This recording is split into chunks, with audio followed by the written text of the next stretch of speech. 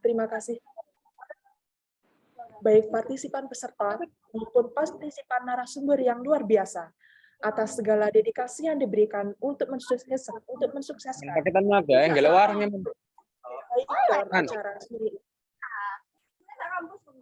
Sebelum kita memasuki acara pada hari ini, marilah kita akan bersama-sama untuk mendengarkan dan menerima sambutan dari Wakil Dekan 3 Fakultas Ilmu Tapi persyaratannya apa ya?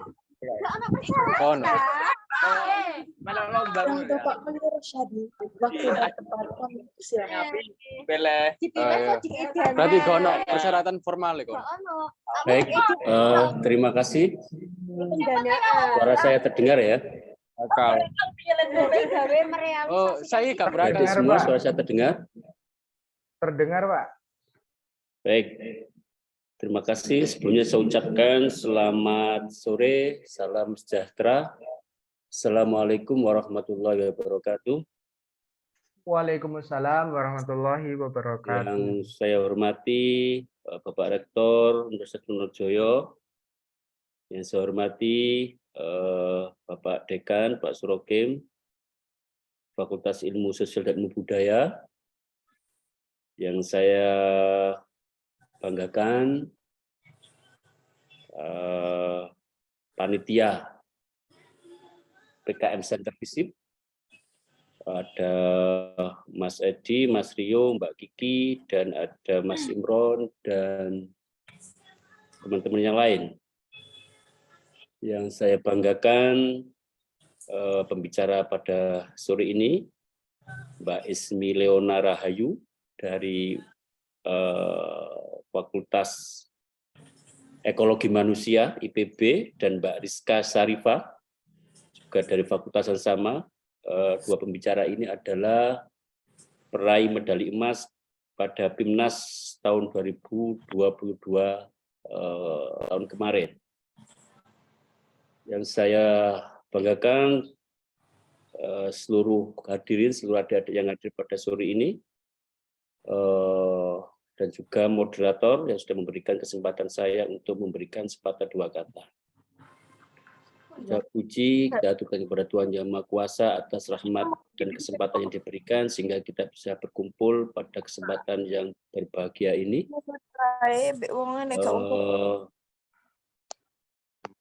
Adik-adik semua, teman-teman mahasiswa semua, seperti yang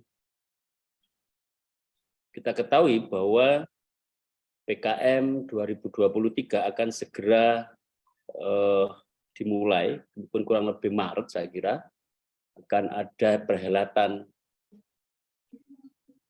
Pekan Kreatif Mahasiswa se-Indonesia. Karena itu kemudian Fakultas Ilmu Sosial dan Ilmu Budaya mencoba mempersiapkan, mengikhtiarkan semaksimal mungkin agar mahasiswa Fakultas Ilmu Sosial dan Ilmu Budaya ikut berpartisipasi di dalam acara PKM tahun 2023, dan harapannya tentu akan mendapatkan hasil yang optimal, yang maksimal. Karena itu kemudian kita coba mempersiapkan sedini mungkin untuk perhelatan PKM 2023 di FISIP ini. Harapannya tentu adik-adik mahasiswa yang berpartisipasi akan memperoleh juara. Dan saya yakin itu, fakultas yakin itu, kami optimis bahwa di antara sekian ratus atau ribu mahasiswa yang ada di FISIP, pasti akan muncul yang menjadi juara nantinya. Dan saya percaya itu. Karena itu, sore ini kita kehadiran tamu yang luar biasa dari teman-teman IPB, yang tahun lalu mendapatkan medali emas, yakni Mbak Ismi Leona dan Mbak Rizka Sarifah. Sudah bergabung ya Mbak Ismi Leona, Mbak Rizka? Ya, sudah Bapak. Halo, Mbak Ismi Leona dan Mbak Rizka sudah gabung ya? Ya, sudah Pak. Selamat sore Pak. Ya, terima kasih yang Mbak Leona khususnya. Ya, selamat datang Mbak Leona. Ini Mbak Leona apa Mbak Rizka ini? Leona Pak. Mbak Leona, terima kasih Mbak Leona yang sudah bergabung, yang sudah datang pada Geng FISIP ini. Jadi kita punya komunitas Geng FISIP ini. Jadi mahasiswa Geng FISIP ini menyambut gembira kehadiran Mbak Ismi Leona dan Mbak Rizka yang bersedia hadir di FISIP meskipun lewat daring. Kami berharap Mbak Ismi dan Mbak Rizka memberikan inspirasi bagi mahasiswa-mahasiswi FISIP UTM untuk berpartisipasi dan menjadi juara di PKM 2023. Pengalaman Mbak Ismi dan Mbak Rizka memperoleh medali emas tahun 2022, saya kira ini pengalaman yang luar biasa, inspirasi yang luar biasa, yang nantinya kami berharap teman-teman adik-adik FISIP ini juga mengikuti jejak langkah Mbak Ismi dan Mbak Rizka, dan saya yakin itu.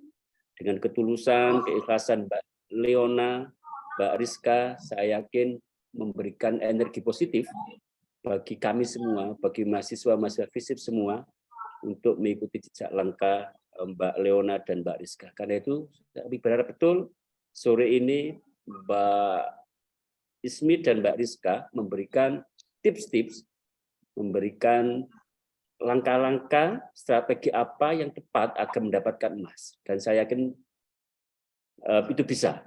Dan saya berharap juga teman-teman FISIP dan FISIP betul-betul memanfaatkan pertemanan ini. Ini persaudaraan antara IPB dan FISIP UTM ini luar biasa. Jadi saya percaya bahwa persaudaraan ini akan menghasilkan karya, menghasilkan juara nantinya. Ya Mbak Ismi ya dan Mbak Rizka. Karena itu geng FISIP saya minta betul-betul mendengarkan betul apa yang diberikan oleh Mbak Ismi dan Mbak Rizka terkait dengan pengalaman-pengalamannya memperoleh emas 2022. Saya yakin ini pengalaman luar biasa, kiat yang luar biasa, dan pasti kita akan mengikuti jejak beliau berdua. Selanjutnya saya ingin mengatakan di tahun 2023 ini FISIP menyiapkan secara lebih dini, secara lebih sistematis dalam mempersiapkan PKM 2023. Beberapa hal yang kita berikan kepada adik-adik mahasiswa ketika nanti akan lolos dan di PIMNAS, kita akan memberikan privilege berupa misalnya bebas skripsi. Kita akan memberikan misalnya konversi mata kuliah, dan kita juga memberikan uang pembinaan. Itu adalah bentuk komitmen fakultas terkait dengan prestasi yang nantinya diraih oleh teman-teman atau adik-adik mahasiswa di dalam PKM 2023 ini. Tentu ini sesuatu yang luar biasa, yang sebelum-sebelumnya barangkali kita belum melakukannya. Karena itu saya berharap momentum ini, kami berharap teman-teman adik-adik semua memanfaatkan kebijakan fakultas yang betul-betul memberikan segalanya bagi mahasiswa-mahasiswi yang ikut di dalam PKM 2023. Harapannya dengan acara sore ini kita memulai pergerakan itu. Kita memulai niat baik itu. Kita songsong 2023 FISIP dapat emas di PKM 2023. Untuk itu sekali lagi kami mengucapkan terima kasih kepada Mbak Leona dan Mbak Rizka yang bersedia membagi pengalaman. Kami mengucapkan terima kasih kepada adik-adik yang hadir pada sore ini, teman-teman yang hadir pada sore ini. Kami menyampaikan terima kasih kepada Ketua Multimedia, Mas Sarif, dan teman-teman. Kami juga berterima kasih kepada Panitia PKM Center FISIP, dan tentunya kami juga berterima kasih kepada Pak Dekan yang telah mensupport, yang telah memberikan perhatian khusus dan serius kepada aktivitas PKM 2023 ini. Semoga energi kita semua menjadi sinergi yang menyongsong FISIP 2023 akan memperoleh medali emas di PIMNAS 2023. Terima kasih, kurang lebihnya saya mohon maaf. Wallahu muwaffiq ila aqwamit thoriq. Wassalamualaikum warahmatullahi wabarakatuh. Waalaikumsalam warahmatullahi wabarakatuh. Kepada Bapak Khairul Rasyadi, SS, MSI, terima kasih disampaikan. Rekan mahasiswa sekalian yang berbahagia, pada kesempatan kali ini merupakan bagian dari pembekalan dan sesi sharing menuju program PKM Dikti bersama para peraih medali emas PKM 2022 yang sangat luar biasa. Tak lupa, mereka juga telah bersedia untuk memberikan pengalamannya kepada kita, para mahasiswa FISIP UTM kali ini. Namun, sebelum kita akan belajar lebih dekat bersama para narasumber, perlu kita ketahui bahwa PKM merupakan salah satu bagian dari program Dikti yang bertujuan untuk meningkatkan pola pikir serta kemampuan untuk mandiri dan berdikari pada diri generasi muda. Tentu saja banyak sekali proses serta perjuangan yang nantinya akan dan harus kita lewati supaya kita berhasil melakukan PKM kali ini. Untuk itu, bagaimana sih cara-cara dan tips serta strategi yang dapat kita terapkan supaya kita dapat menaklukkan PKM Dikti seperti kakak-kakak narasumber kali ini? Marilah kita akan bersama-sama untuk mempersiapkan diri untuk memasuki sesi materi bersama para narasumber hebat yang telah hadir pada kali ini. Sebelumnya, mari kita akan bersama-sama untuk menyapa pemateri kita yang telah hadir pada saat sore hari ini. Kepada Kakak Ismi Leona Rahayu, kami ucapkan selamat datang Kak di Fakultas Ilmu Sosial dan Budaya TM. Selamat sore Kak, bagaimana kabarnya? Selamat sore, alhamdulillah baik. Alhamdulillah, kabar baik ya Kak ya. Baik, kami ucapkan terima kasih kepada Kakak Ismi yang telah meluangkan waktunya untuk belajar dan sharing bersama-sama kami pada sore hari ini. Untuk itu, mari kita akan memulai dengan bersama-sama untuk belajar lebih dekat tentang Kak Ismi Leona Rahayu. Kak Ismi Leona Rahayu merupakan salah satu mahasiswi dari Institut Pertanian Bogor yang menempuh pendidikan di semester 7. Kak Ismi memiliki banyak sekali soft skill dan pengalaman, di antaranya yaitu Microsoft Office, leadership, problem solving, critical thinking, dan masih banyak yang lagi. Selanjutnya, Kak Ismi Leona merupakan salah satu pemenang medali emas pada Pekan Ilmiah Mahasiswa Nasional atau PIMNAS pada tahun 2022. Selain itu, Kak Ismi juga memiliki banyak sekali pengalaman di dalam organisasi. Salah satunya adalah sebagai Staff of Human Resource Development pada April 2021 sampai September 2021. Selain itu, Kak Ismi juga memiliki soft skill yang terdapat di bidang language atau bahasa, di antaranya adalah bahasa Indonesia dan bahasa Inggris. Baik, supaya kita dapat belajar bersama-sama mengenai PKM lebih dalam, kepada Kak Ismi Leona untuk waktu kami persilahkan. Oke, baik. Terima kasih, Kak Panitia. Ini aku coba share screen ya. Sebelumnya mohon izin Bapak Ibu dosen untuk sharing-sharing dengan teman-teman divisi.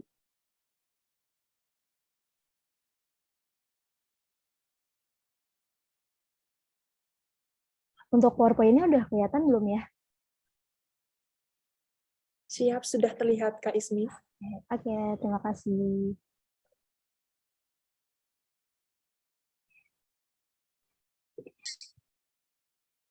Selamat sore teman-teman semua. Sore, Kak. Ya, perkenalkan kembali, saya Ismi Leona. Di sini ya, oh my God, Dipo nama sendiri.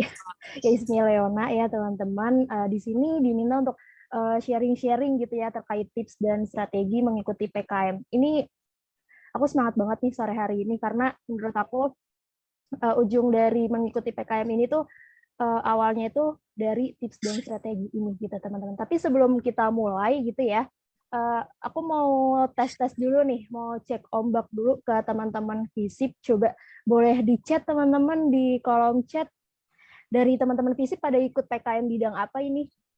Udah ada yang nyusun proposal?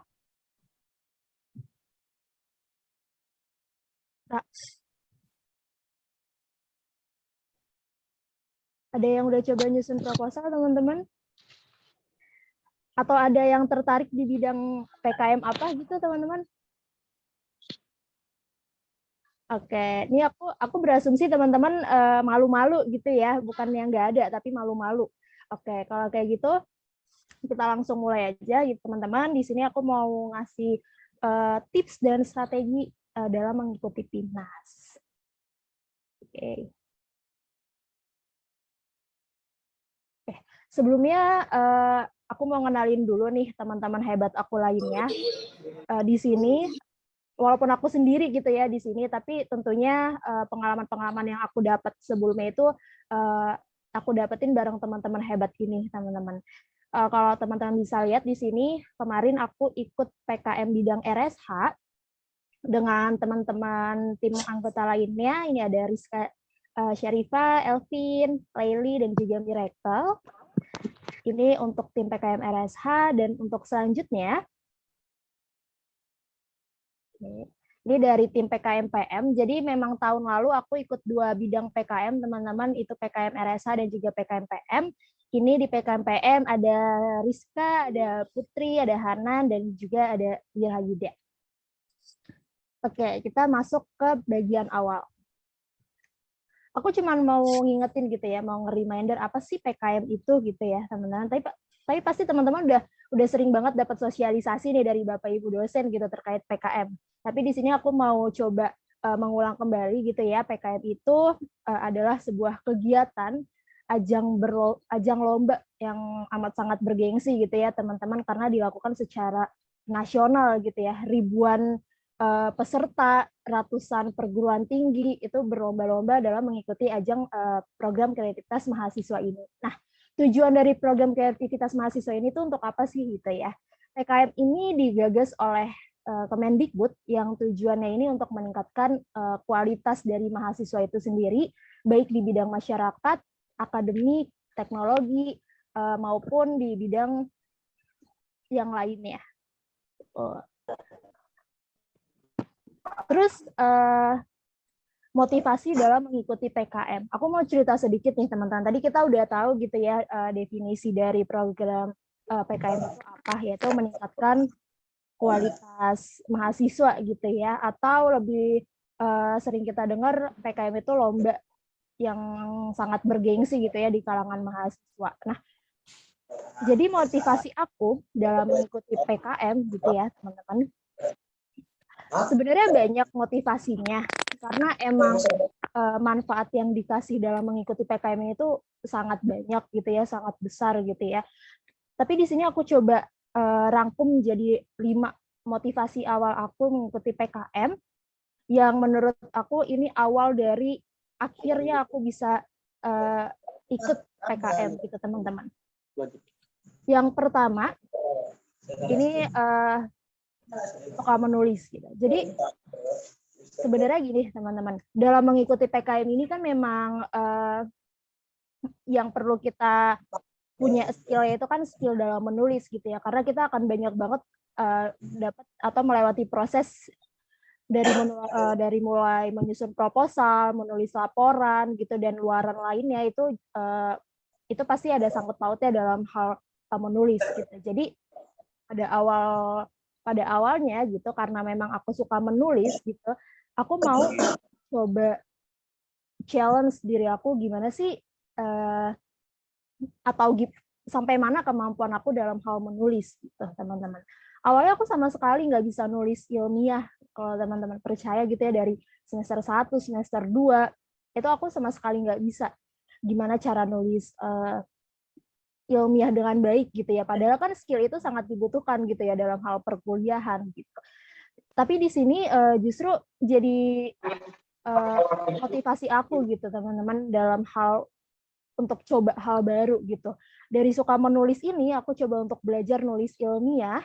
Nah, itu salah satunya itu adalah dalam mengikuti lomba PKM kayak gitu teman-teman. Karena menurut aku nulis ilmiah itu skill yang sangat dibutuhkan gitu ya dalam sehari-hari perkuliahan gitu. Jadi aku mau coba ngasah terus skill itu. Salah satunya aku mengikuti dari program PKM ini. Gitu. Terus selain aku suka menulis, kenapa aku ikut PKM? Karena tadi teman-teman yang aku bilang, PKM ini tuh lomba nasional yang paling bergengsi gitu bagi mahasiswa. Kalau di IPB gitu ya teman-teman, tiap tahun itu ada aja mahasiswa-mahasiswa PKM yang didatengin gitu ya, jadi narasumber gitu untuk mahasiswa-mahasiswa baru di tiap tahunnya gitu, termasuk aku gitu. Waktu aku semester 1 itu kakak-kakak yang udah pernah ikut timnas itu ada di depan aku ceritain gimana pengalaman mereka ikut PKM, gimana cara mereka dapat medali gitu ya, ikut timnas gitu. Nah, di situ jadi motivasi aku juga untuk ikut PKM ini karena memang ternyata PKM ini tuh bukan lomba biasa gitu. Ini lomba terbesar gitu ya yang udah bertahun-tahun diadain sama Kemendikbud kayak gitu. Yang ketiga, motivasi aku dalam mengikuti PKM ini adalah kewajiban dari beasiswa. Sebenarnya kalau misalkan dilihat dari hal yang paling dasar kenapa ikut PKM, aku tuh jawabannya ini teman-teman, karena kewajiban dari beasiswa. Beasiswa yang aku dapetin ini tuh mewajibkan untuk seluruh mahasiswanya upload proposal ke Simbel Mawa, ya gitu teman-teman. Pada saat itu tujuan aku tuh cuman itu teman-teman, motivasi awal aku tuh aku seenggaknya bisa upload proposal ke Simbel Mawa. Pada semester 5 teman-teman, aku coba nulis 2 proposal, itu bidang PKM PM dan PKM KC sama PKM PM, karena adanya tuntutan dari beasiswa ini gitu ya. Tapi ternyata bahkan lolos seleksi se-IPB aja tuh enggak gitu.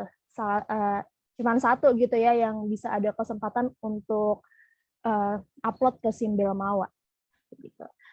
Tapi dari sana jadi tambah semangat gitu teman-teman, ternyata dari IPB dilolosin, bisa dikasih kesempatan untuk upload proposal ke Simbel Mawa, yang mana itu juga udah memenuhi persyaratan dari beasiswa ini gitu ya. Harusnya pada saat itu aku udah cukup selesai dong, udah nggak perlu berharap banyak untuk tahap-tahap selanjutnya itu seharusnya nggak perlu gitu toh. Dari awal aku juga cuman seenggaknya bisa upload proposal ke Simbel Mawa gitu ya. Tapi ternyata enggak, sensasinya teman-teman kalau teman-teman udah bisa upload proposal ke Simbel Mawa, itu untuk terus maju tuh akan ada gitu teman-teman kalau misalkan memang teman-teman punya keinginan itu gitu ya. Waktu itu pas proposal ternyata nggak lolos didanai gitu teman-teman. Itu tahun 2021. Tahun 2021 aku cuma bisa sampai di tahap upload proposal dan nggak bisa didanai. Muncullah rasa-rasa baru kayak yang kok nggak bisa ya sampai didanai. Kenapa cuma bisa sampai proposal? Kayak gitu, teman-teman. Akhirnya waktu itu aku diajak sama Rizka, yang nanti juga akan isi materi untuk coba. Jadi ada cutting yang lagi cari anggota, dia proposalnya udah didanai, tapi kekurangan anggota. Diajaklah gitu ya, teman-teman, aku untuk gabung ke timnya. Pada saat itu bidang PKM RSH. Kayak yang udah dengar kata riset aja tuh udah berat banget gitu ya. Kayak ini harus bisa ini, harus bisa itu gitu ya. Itu tuh sesuatu hal yang bikin aku bingung juga, bikin aku ragu juga. Bisa nggak ya ikut bidang riset kayak gitu. Tapi ternyata emang dari akunya mau coba challenge diri gitu ya. Akhirnya coba ikut dan pada tahun 2021 akhirnya bisa sampai Timnas, gitu, teman-teman. Dari yang awalnya cuma mau upload proposal di Simbel Mawa, pada tahun 2021 juga, itu akhirnya bisa sampai Timnas. Tapi nggak berhenti sampai di situ, teman-teman. Rasa penasaran tuh akan selalu ada kalau teman-teman udah bisa sampai didanai, sampai Timnas, itu akan ada keinginan untuk, masa cuma sampai Timnas, gitu ya. Ujung dari PKM ini tuh apa sih, emang sampai Timnas aja? Aku mikir kayak gitu, teman-teman. Nah, ini masuk ke motivasi selanjutnya, yaitu emang dalam diri aku tuh ada rasa penasaran gitu ya, bisa dibilangnya. Karena mau coba lagi gitu. Gimana sih rasanya bisa dapet hal lain gitu ya, pengalaman lain selain dari Timnas gitu. Emang kemampuan aku hanya sampai Timnas ya. Ya itu sebenarnya cuma pikiran-pikiran untuk ini aja sih ya teman-teman, mau coba atau mau challenge ke hal yang lebih tinggi gitu ya. Dari rasa penasaran itu tahun kemarin, tahun 2022, aku ikut PKM lagi dan ikut 2 gitu ya teman-teman, saking penasaran ya. ikut 2 di bidang yang beda, PKM RSA dan PKM PM, yang alhamdulillahnya ternyata lolos proposal, bisa didanai, masuk timnas, dan ini yang jadi motivasi yaitu dapat medali emas. Setelah aku ikut PKM tahun 2021 gitu ya teman-teman, aku mikirnya tuh kayak gini. PKM itu kan ujungnya dapat medali gitu ya. Penghargaan yang bisa kita terima dari PKM ini kan dapat medali gitu. Ya why not gitu, kalau misalkan kita juga punya keinginan kalau kita harus punya medali itu gitu teman-teman. Nah, dari awal menyusun proposal tahun 2022 kemarin itu pokoknya di pikiran gitu ya, di hati gitu ya mau sampai medali emas gitu teman-teman. Udah nggak nanggung-nanggung mau dapat medali emas. Bahkan nama folder, nama file gitu ya, nama G Drive gitu, ditulisnya itu Bismillah medali emas kayak gitu. Karena memang saking inginnya untuk bisa dapetin medali emas gitu. Karena tahun 2021 tuh cuman bisa ngeliatin orang megang medali gitu ya, foto sama rektor, megang sign juara 1, juara 2 kayak gitu kan. Dalam hati tuh juga mau coba bisa nggak ya, mumpung masih ada kesempatan juga gitu untuk bisa dapat medali emas. Nah, alhamdulillahnya tahun 2022 kemarin ternyata bisa dapat medali emas yang alhamdulillahnya yang ternyata semua usaha itu terbayarkan gitu ya di tahun 2022 kemarin, di tahun terakhir juga bisa ikut PKM, yang mana ya poinnya gitu ya teman-teman kalau punya motivasi dalam mengikuti PKM ini tuh jangan tanggung gitu ya teman-teman. Langsung aja sekalian gitu, motivasinya apa ikut PKM, mau dapat medali emas kayak gitu. Karena ini yang nantinya tuh akan jadi motivasi kita dalam melaksanakan PKM selama 1 tahun gitu. PKM kan panjang ya teman-teman durasinya, pelaksanaannya itu hampir 1 tahun. Jadi kalau misalkan teman-teman tahu motivasi teman-teman ikut PKM, teman-teman tahu tujuan awal teman-teman ikut PKM, nantinya mudah-mudahan di saat teman-teman lagi jenuh ngerjain PKM atau lagi bosen gitu ya, dapat revisi sana sini gitu, teman-teman ingat lagi motivasi awal atau tujuan teman-teman ikut PKM ini tuh apa. Dan jangan tanggung-tanggung teman-teman, langsung sekaligus dapat medali emas gitu. Tadi ya ngutip dari pernyataan Bapak dosen, pasti salah satu dari teman-teman di FISIP UTM ini ada bisa berhasil dapat medali emas gitu ya. Oke, ini terkait motivasi mengikuti PKM. Nah, selanjutnya aku mau coba nge-breakdown gitu ya dari bidang-bidang PKM. Ini sekiranya ini teman-teman yang perlu teman-teman perhatikan gitu ya, karena di tiap bidangnya itu beda dari poin utamanya ini. Kalau teman-teman lihat di sini tiap bidang PKM ada poin utama. Nah, ke-8-8-nya itu beda, teman-teman bisa coba contohnya nih ya, PKM RSA gitu. Poin utama yang teman-teman harus pegang itu adalah teman-teman bisa menjelaskan fenomena masyarakat di proposal teman-teman ataupun nanti waktu saat pendanaan itu di laporan teman-teman. Yaitu ya jelas ya teman-teman, namanya juga riset sosial gitu, pasti berhubungan dengan masyarakat. Nah, teman-teman harus bisa berhasil menyampaikan permasalahan apa yang terjadi di masyarakat, keresahan apa yang terjadi itu di dalam bentuk laporan ataupun proposal teman-teman nantinya. Yang kedua, ini validitas data. Ini nanti kalau teman-teman sudah berhasil didanai, teman-teman akan olah data gitu ya. Nah, validitas data ini juga diperlukan gitu di bidang PKM RSA dan juga kebermanfaatan hasil. Sebenarnya kalau kebermanfaatan hasil ini untuk seluruh bidang PKM ini sangat diperlukan gitu ya teman-teman, karena di form penilaian itu ada penilaian khusus terkait kebermanfaatan hasil. Kayak gitu. Di sini teman-teman bisa lihat gitu ya, PKM RE ada kata kebermanfaatan juga gitu ya. Terus juga di bagian PKM PM gitu ya, yang tujuannya memperbaiki kualitas hidup, berarti kebermanfaatannya tuh justru harus lebih terlihat gitu ya, karena kita harus memperbaiki kualitas hidup dan di bidang-bidang PKM lainnya. Nah, ini aku masuk ke bagian tips dan trik dalam mengerjakan PKM. Di sini aku bagi 3 ya teman-teman, ada tips dan trik dalam tim, substansi, dan juga teknis dalam pengerjaan PKM ya, kayak gitu. Ini yang pertama, tips dan trik dalam tim. Ini kan kita masih awal-awal ya gitu ya teman-teman, masih dalam tahap penyusunan proposal gitu. Jadi menurut aku ini masih ada kesempatan buat teman-teman pertimbangin hal-hal yang harusnya ada di dalam tim gitu ya.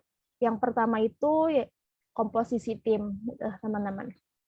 Kalau teman-teman lihat tadi pada saat aku ngenalin teman-teman PKM aku di bidang PKM RSA dan bidang PKM PM, itu pasti bisa terlihat gitu teman-teman bedanya apa. Kalau di bidang PKM RSA tadi, teman-teman aku itu benar-benar sesuai dengan kebutuhan, sesuai dengan topik ataupun judul yang memang kita angkat di bidang PKM ini. Kayak gitu. Tadi di bidang ekonomi, terus aku di ilmu keluarga dan konsumen, terus ada teman-teman di bidang statistik dan aktuaria gitu ya untuk membantu dalam pengolahan data. Beda di bidang PKM PM, di bidang PKM PM topik aku apa tapi isi teman-teman aku tuh latar belakangnya apa gitu, nggak nyambung gitu, tapi ternyata memang seperti itu teman-teman. Jadi bedanya kalau PKM RSH ataupun PKM RE itu harus sesuai dengan bidang studi yang ditempuh gitu, terutama ketuanya gitu ya. Tapi kalau bidang PKM PM, nah itu sebenarnya bisa bebas dari jurusan apa aja, tapi yang penting teman-teman harus paham dari kebutuhan yang teman-teman akan butuhkan gitu ya selama mengerjakan PKM tersebut gitu. Nah, ini untuk komposisi tim, usahakan komposisi tim sesuai dengan kebutuhan PKM.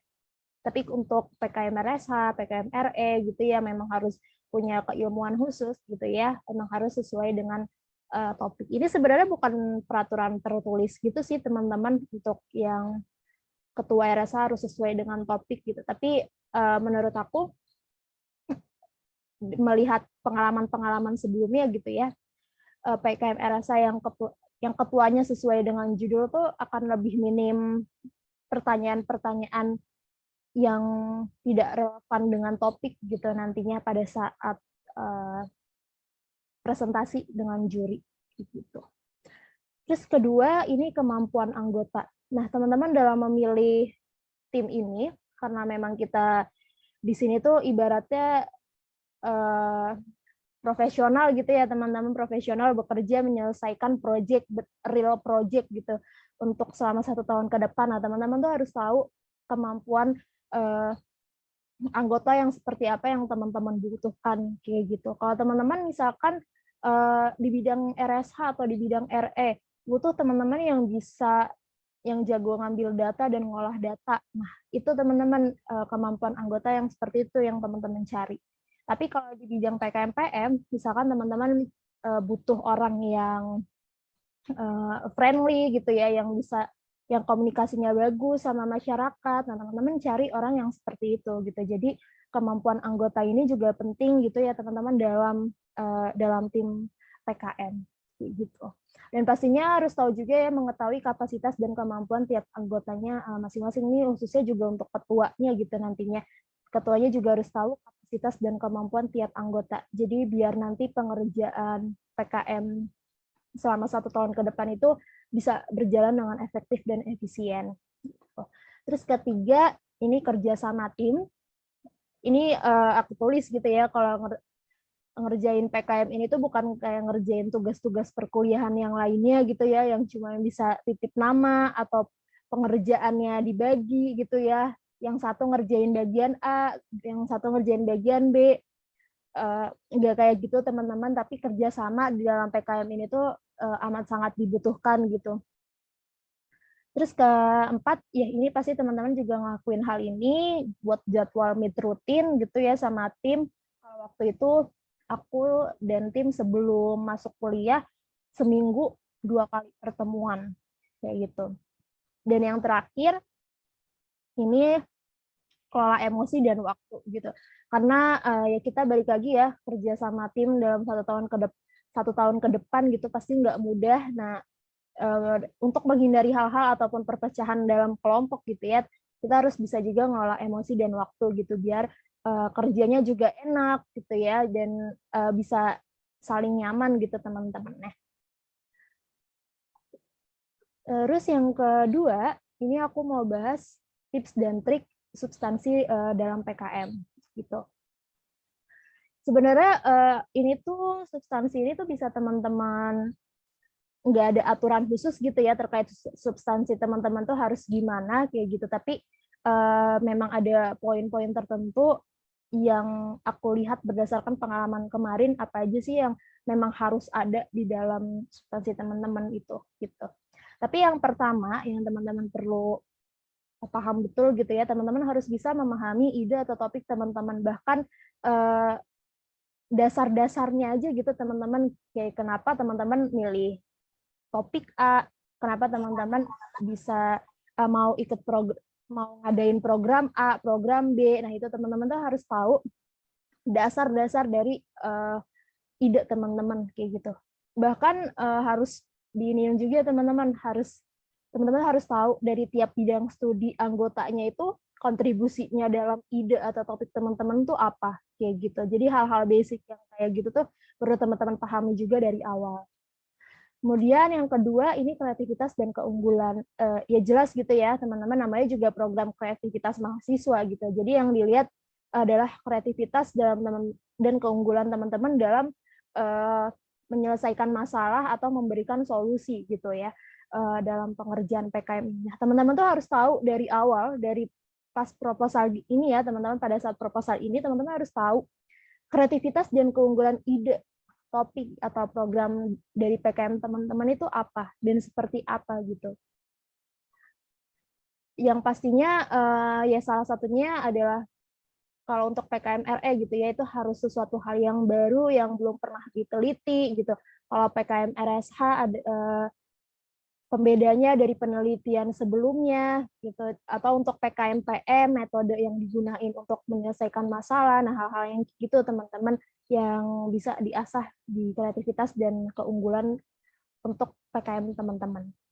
Yang ketiga, ini ada pemilihan mitra dan solusi yang ditawarkan. Nah, untuk beberapa bidang PKM memang ada pemilihan mitra gitu ya. Nah, pemilihan mitra ini tuh kadang juga bisa jadi kreativitas yang kita tonjolkan gitu teman-teman. Misalkan mitra untuk PKM PM gitu ya. PKM PM itu kan membutuhkan mitra non-profit. Teman-teman bisa cari mitra non-profit mana sih yang sebelumnya itu belum pernah ada di PKM atau udah ada, tapi teman-teman mau ngembangin di bidang apa sih yang kayak gitunya teman-teman. Pemilihan mitra ini tuh juga menurut aku bisa dinilai atau bisa terlihat gitu ya kreativitas kita dalam PKM ini gitu. Nah, yang selanjutnya ini solusi yang ditawarkan juga. Solusi yang ditawarkan ini maksudnya tadi gitu ya teman-teman, untuk metode yang kita gunakan dalam memecahkan masalah atau metode yang kita gunakan dalam mengolah data itu harus perhatikan banget gitu ya.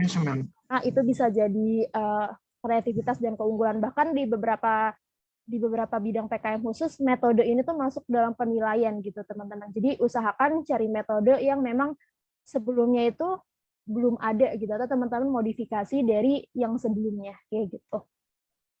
Terus yang keempat ini ada manfaat. Ini manfaat wajib banget teman-teman cantumin ya, karena emang ada bagian khusus gitu ya di proposal gitu untuk menulis manfaat dari program yang teman-teman buat atau riset yang teman-teman lakukan kayak gitu. Nah, seberapa manfaat ini tuh juga dinilai gitu ya teman-teman di form penilaian kebermanfaatan ini tuh ada nilainya sendiri gitu. Jadi usahakan apa yang teman-teman lakukan ini memang memiliki manfaat untuk dalam memecahkan masalah yang ada kayak gitu.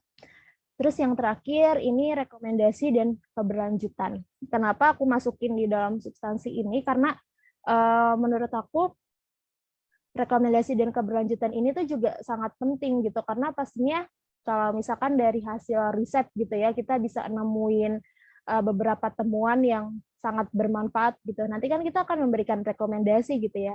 Nah, itu semakin banyak rekomendasi yang teman-teman buat, itu akan membuat riset teman-teman itu ternyata memang sepenting itu gitu.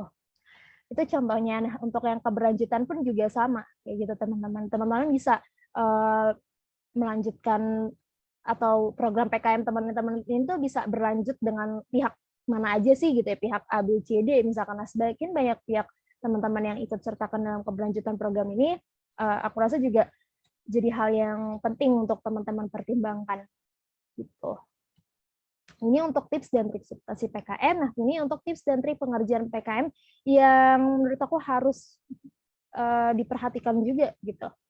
Yang pertama, wajib mematuhi buku pedoman. Nah, ini ya teman-teman, ini udah aku tulis di sini ada kata wajib karena memang kita tuh harus ngikutin banget apa yang ada di buku pedoman. Mulai dari margin, font, ataupun tabel, gambar, dan lain sebagainya. Yang itu semua udah diatur di buku pedoman. Jadi kita perlu baca seksama gitu ya buku pedoman ini isinya tuh seperti apa gitu. Karena percuma teman-teman idenya tuh bagus, idenya menarik, kreatif, tapi kalau teman-teman ada satu hal yang nggak sesuai dengan buku pedoman, teman-teman udah nggak akan bisa masuk gitu ya, bahkan didanai pun juga enggak kayak gitu. Jadi penting banget untuk memperhatikan buku pedoman ini gitu. Nah, di sini setiap anggota tim wajib baca buku pedoman umum dan sesuai bidang PKM. Karena nanti ada beberapa buku pedoman tuh yang akan di-share gitu ya dari Dikti. Itu nanti teman-teman bisa baca yang buku pedoman umum dan satu buku pedoman yang sesuai dengan bidang PKM teman-teman. Nah, yang kedua, ini yang penting banget juga, teman-teman harus menyusun proposal, laporan, ataupun pengeluaran lainnya itu zero mistake gitu teman-teman. Jangan ada kesalahan satupun yang teman-teman buat gitu ya di dalam proposal teman-teman ataupun di laporan teman-teman. Nah, ini tadi balik lagi, teman-teman harus banget nyusun semua yang ada gitu ya, proposal, laporan, dan lain sebagainya ini sesuai dengan buku pedoman yang udah diterbitkan sama PKM Dikti gitu. Terus yang ketiga, ini disiplin waktu gitu teman-teman. Kalau waktu itu aku dan tim kita bikin semacam time board gitu ya. Kita nyesuaiin kapan kita turun lapang, kapan kita diskusi, kapan kita brainstorming dan lain sebagainya gitu ya. Termasuk yang di RSH, sampai kapan kita ngambil data, sampai kapan kita ngolah data dan lain sebagainya.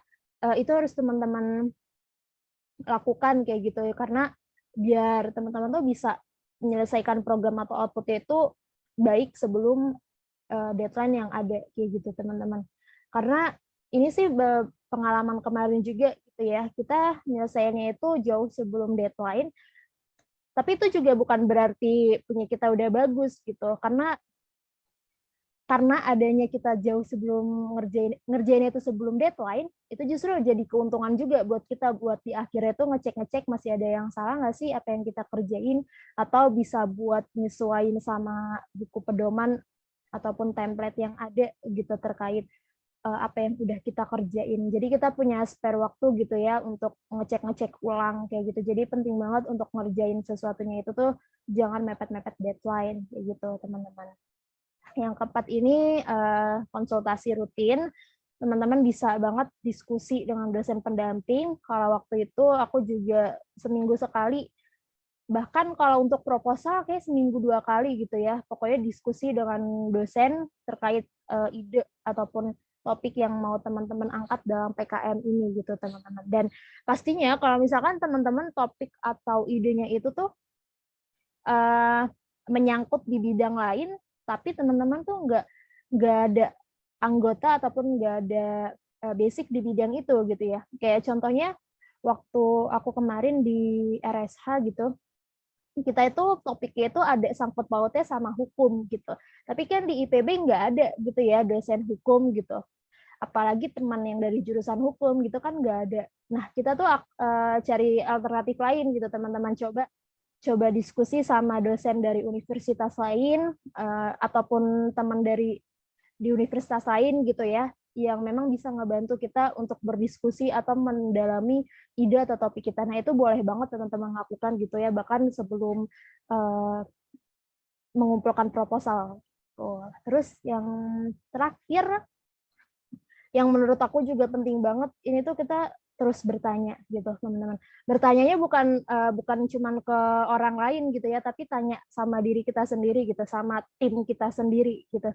Setiap apa yang kita kerjain, kita coba gali, kita coba diskusi, kita coba tanya, masih ada nggak sih yang kurang dari apa yang udah kita kerjain?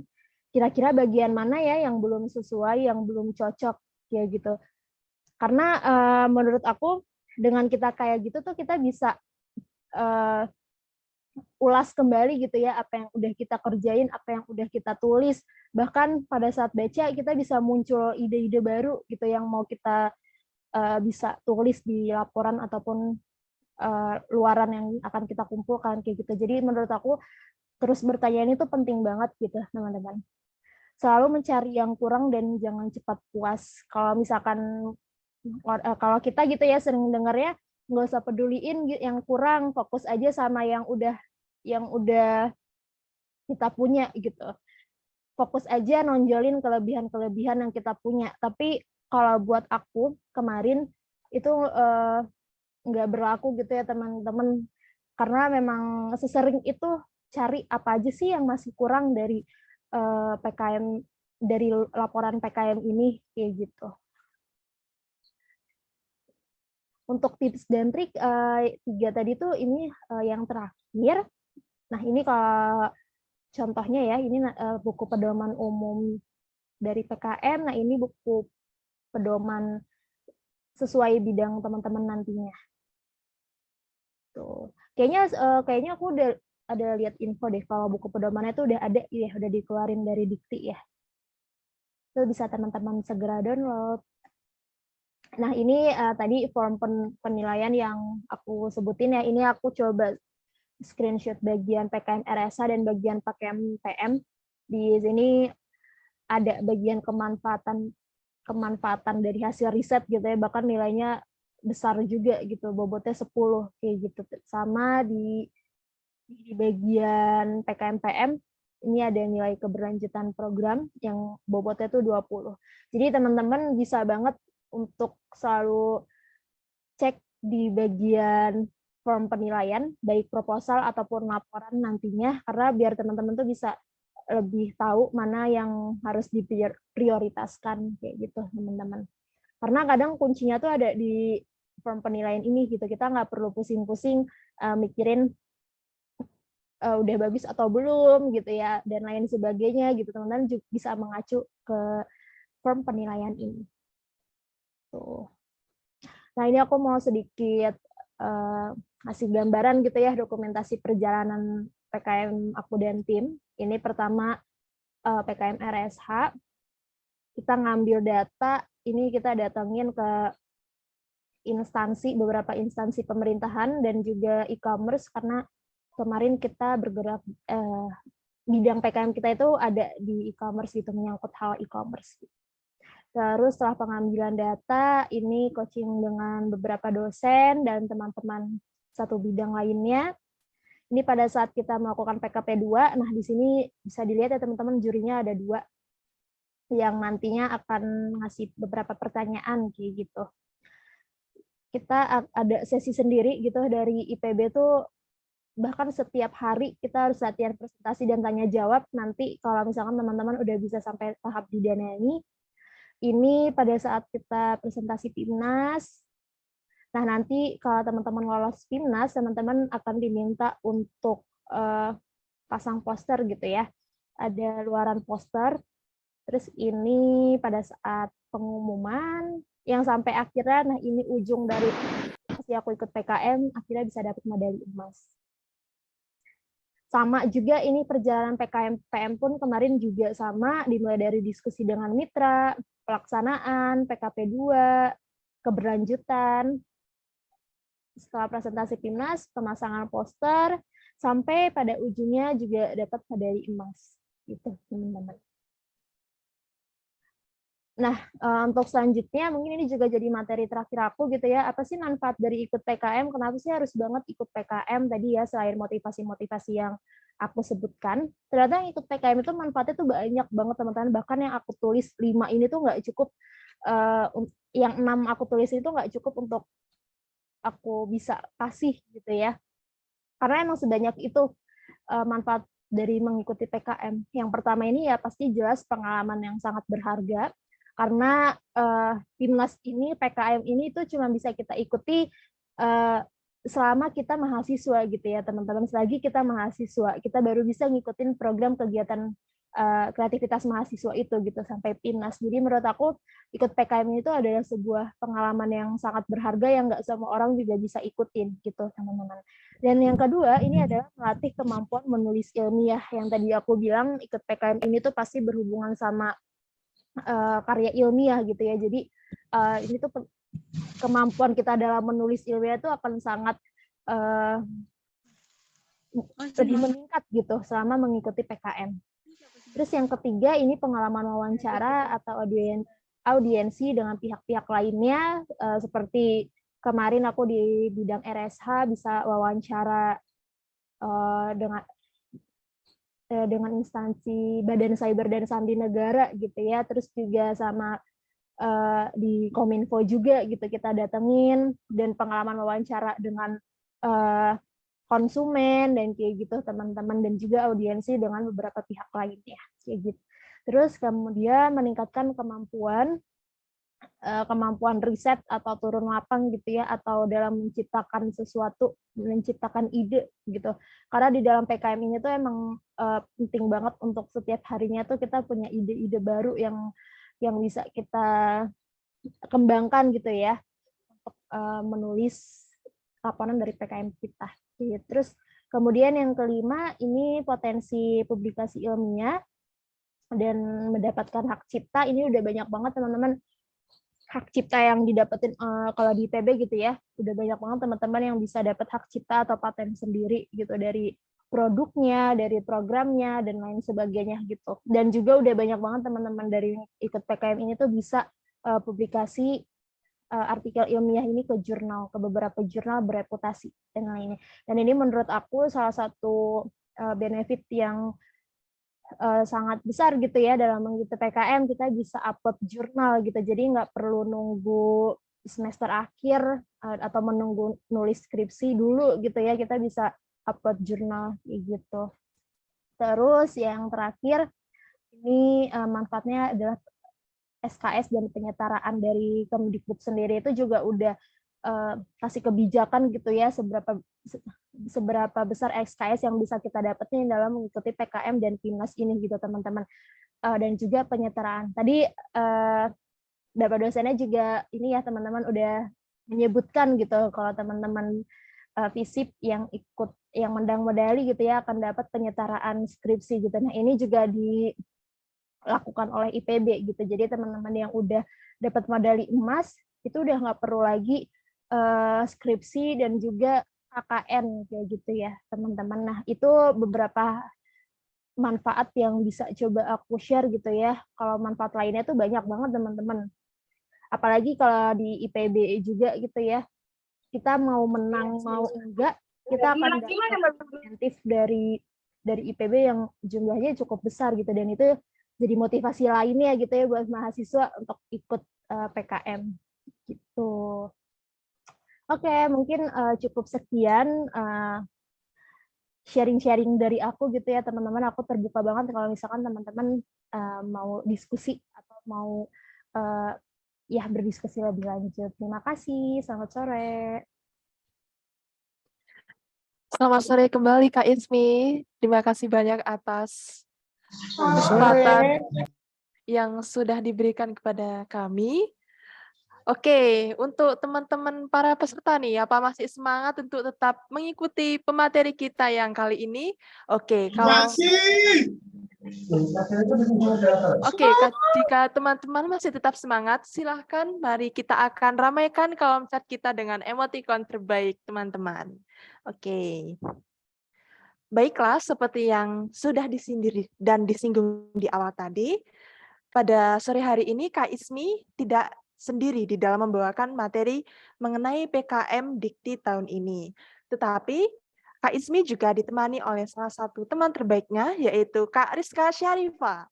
Kami ucapkan selamat datang kepada Kak Rizka Syarifah. Selamat sore, Kak.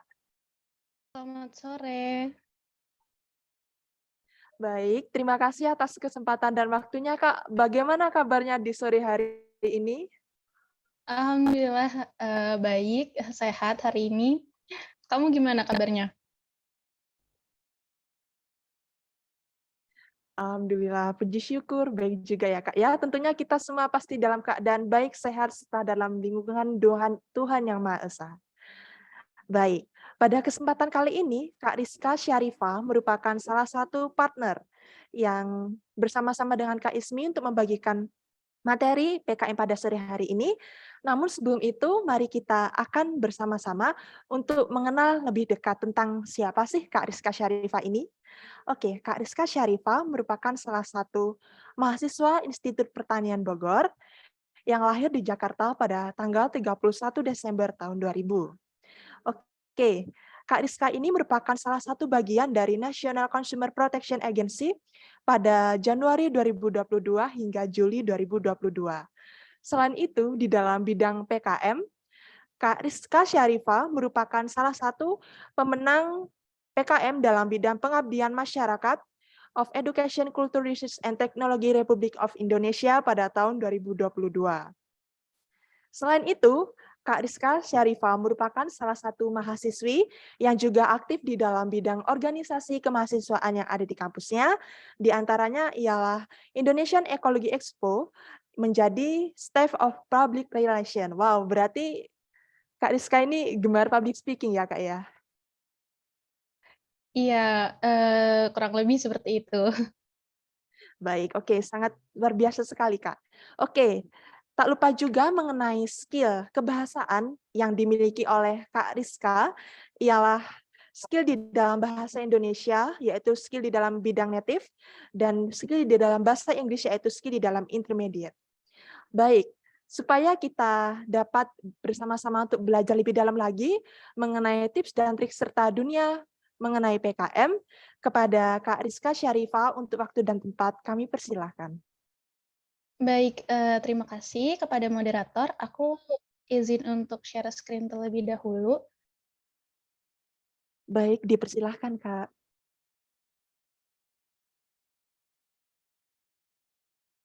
Apakah sudah terlihat share screen-nya? Siap, sudah terlihat Kak. Terima kasih. Baik, Yo, sebelumnya Kak mendengarkan. Iya, baik. Sebelumnya aku izin untuk moderator nanti remind aku kalau misalnya suara aku bermasalah ataupun dari PPT-nya bermasalah, karena tadi sebelum ini aku ada Zoom dan itu agak terkendala sinyalnya. Jadi tolong dikasih tahu ya kalau misalnya nanti ada kendala dan sebagainya. Baik. Sebelum aku mulai ke materi yang kedua, aku pengen tahu dulu nih, teman-teman yang hadir di Zoom ini dari angkatan berapa aja sih? Boleh, 2000 berapa? 2022.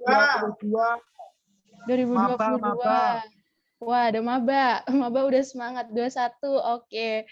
21, 20. Wah, mantap.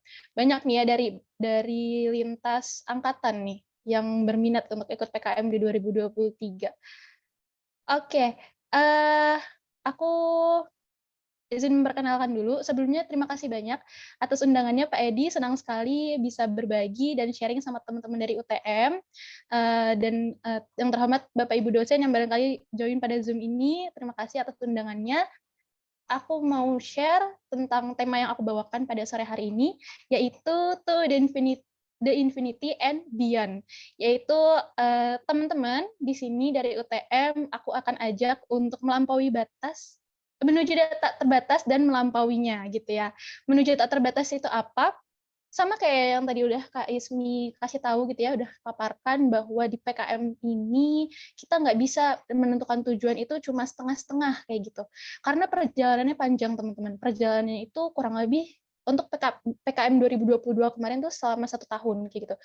Itu tuh ada banyak motivasi kita turun naik, terus juga pasti yang namanya ada kegiatan setahun punya banyak kegiatan-kegiatan lain gitu. Jadi kita harus punya tujuan yang besar kayak gitu. Punya tujuan yang langsung sampai ke PIMNAS ataupun nanti bisa juga punya tujuan hal-hal setelah PIMNAS kayak misalnya tadi yang Kak Ismi udah sampaikan terkait hak paten, terkait publikasi ilmiah, kalau teman-teman ikut PKM riset ataupun PKM pengabdian yang bisa menghasilkan jurnal kayak gitu.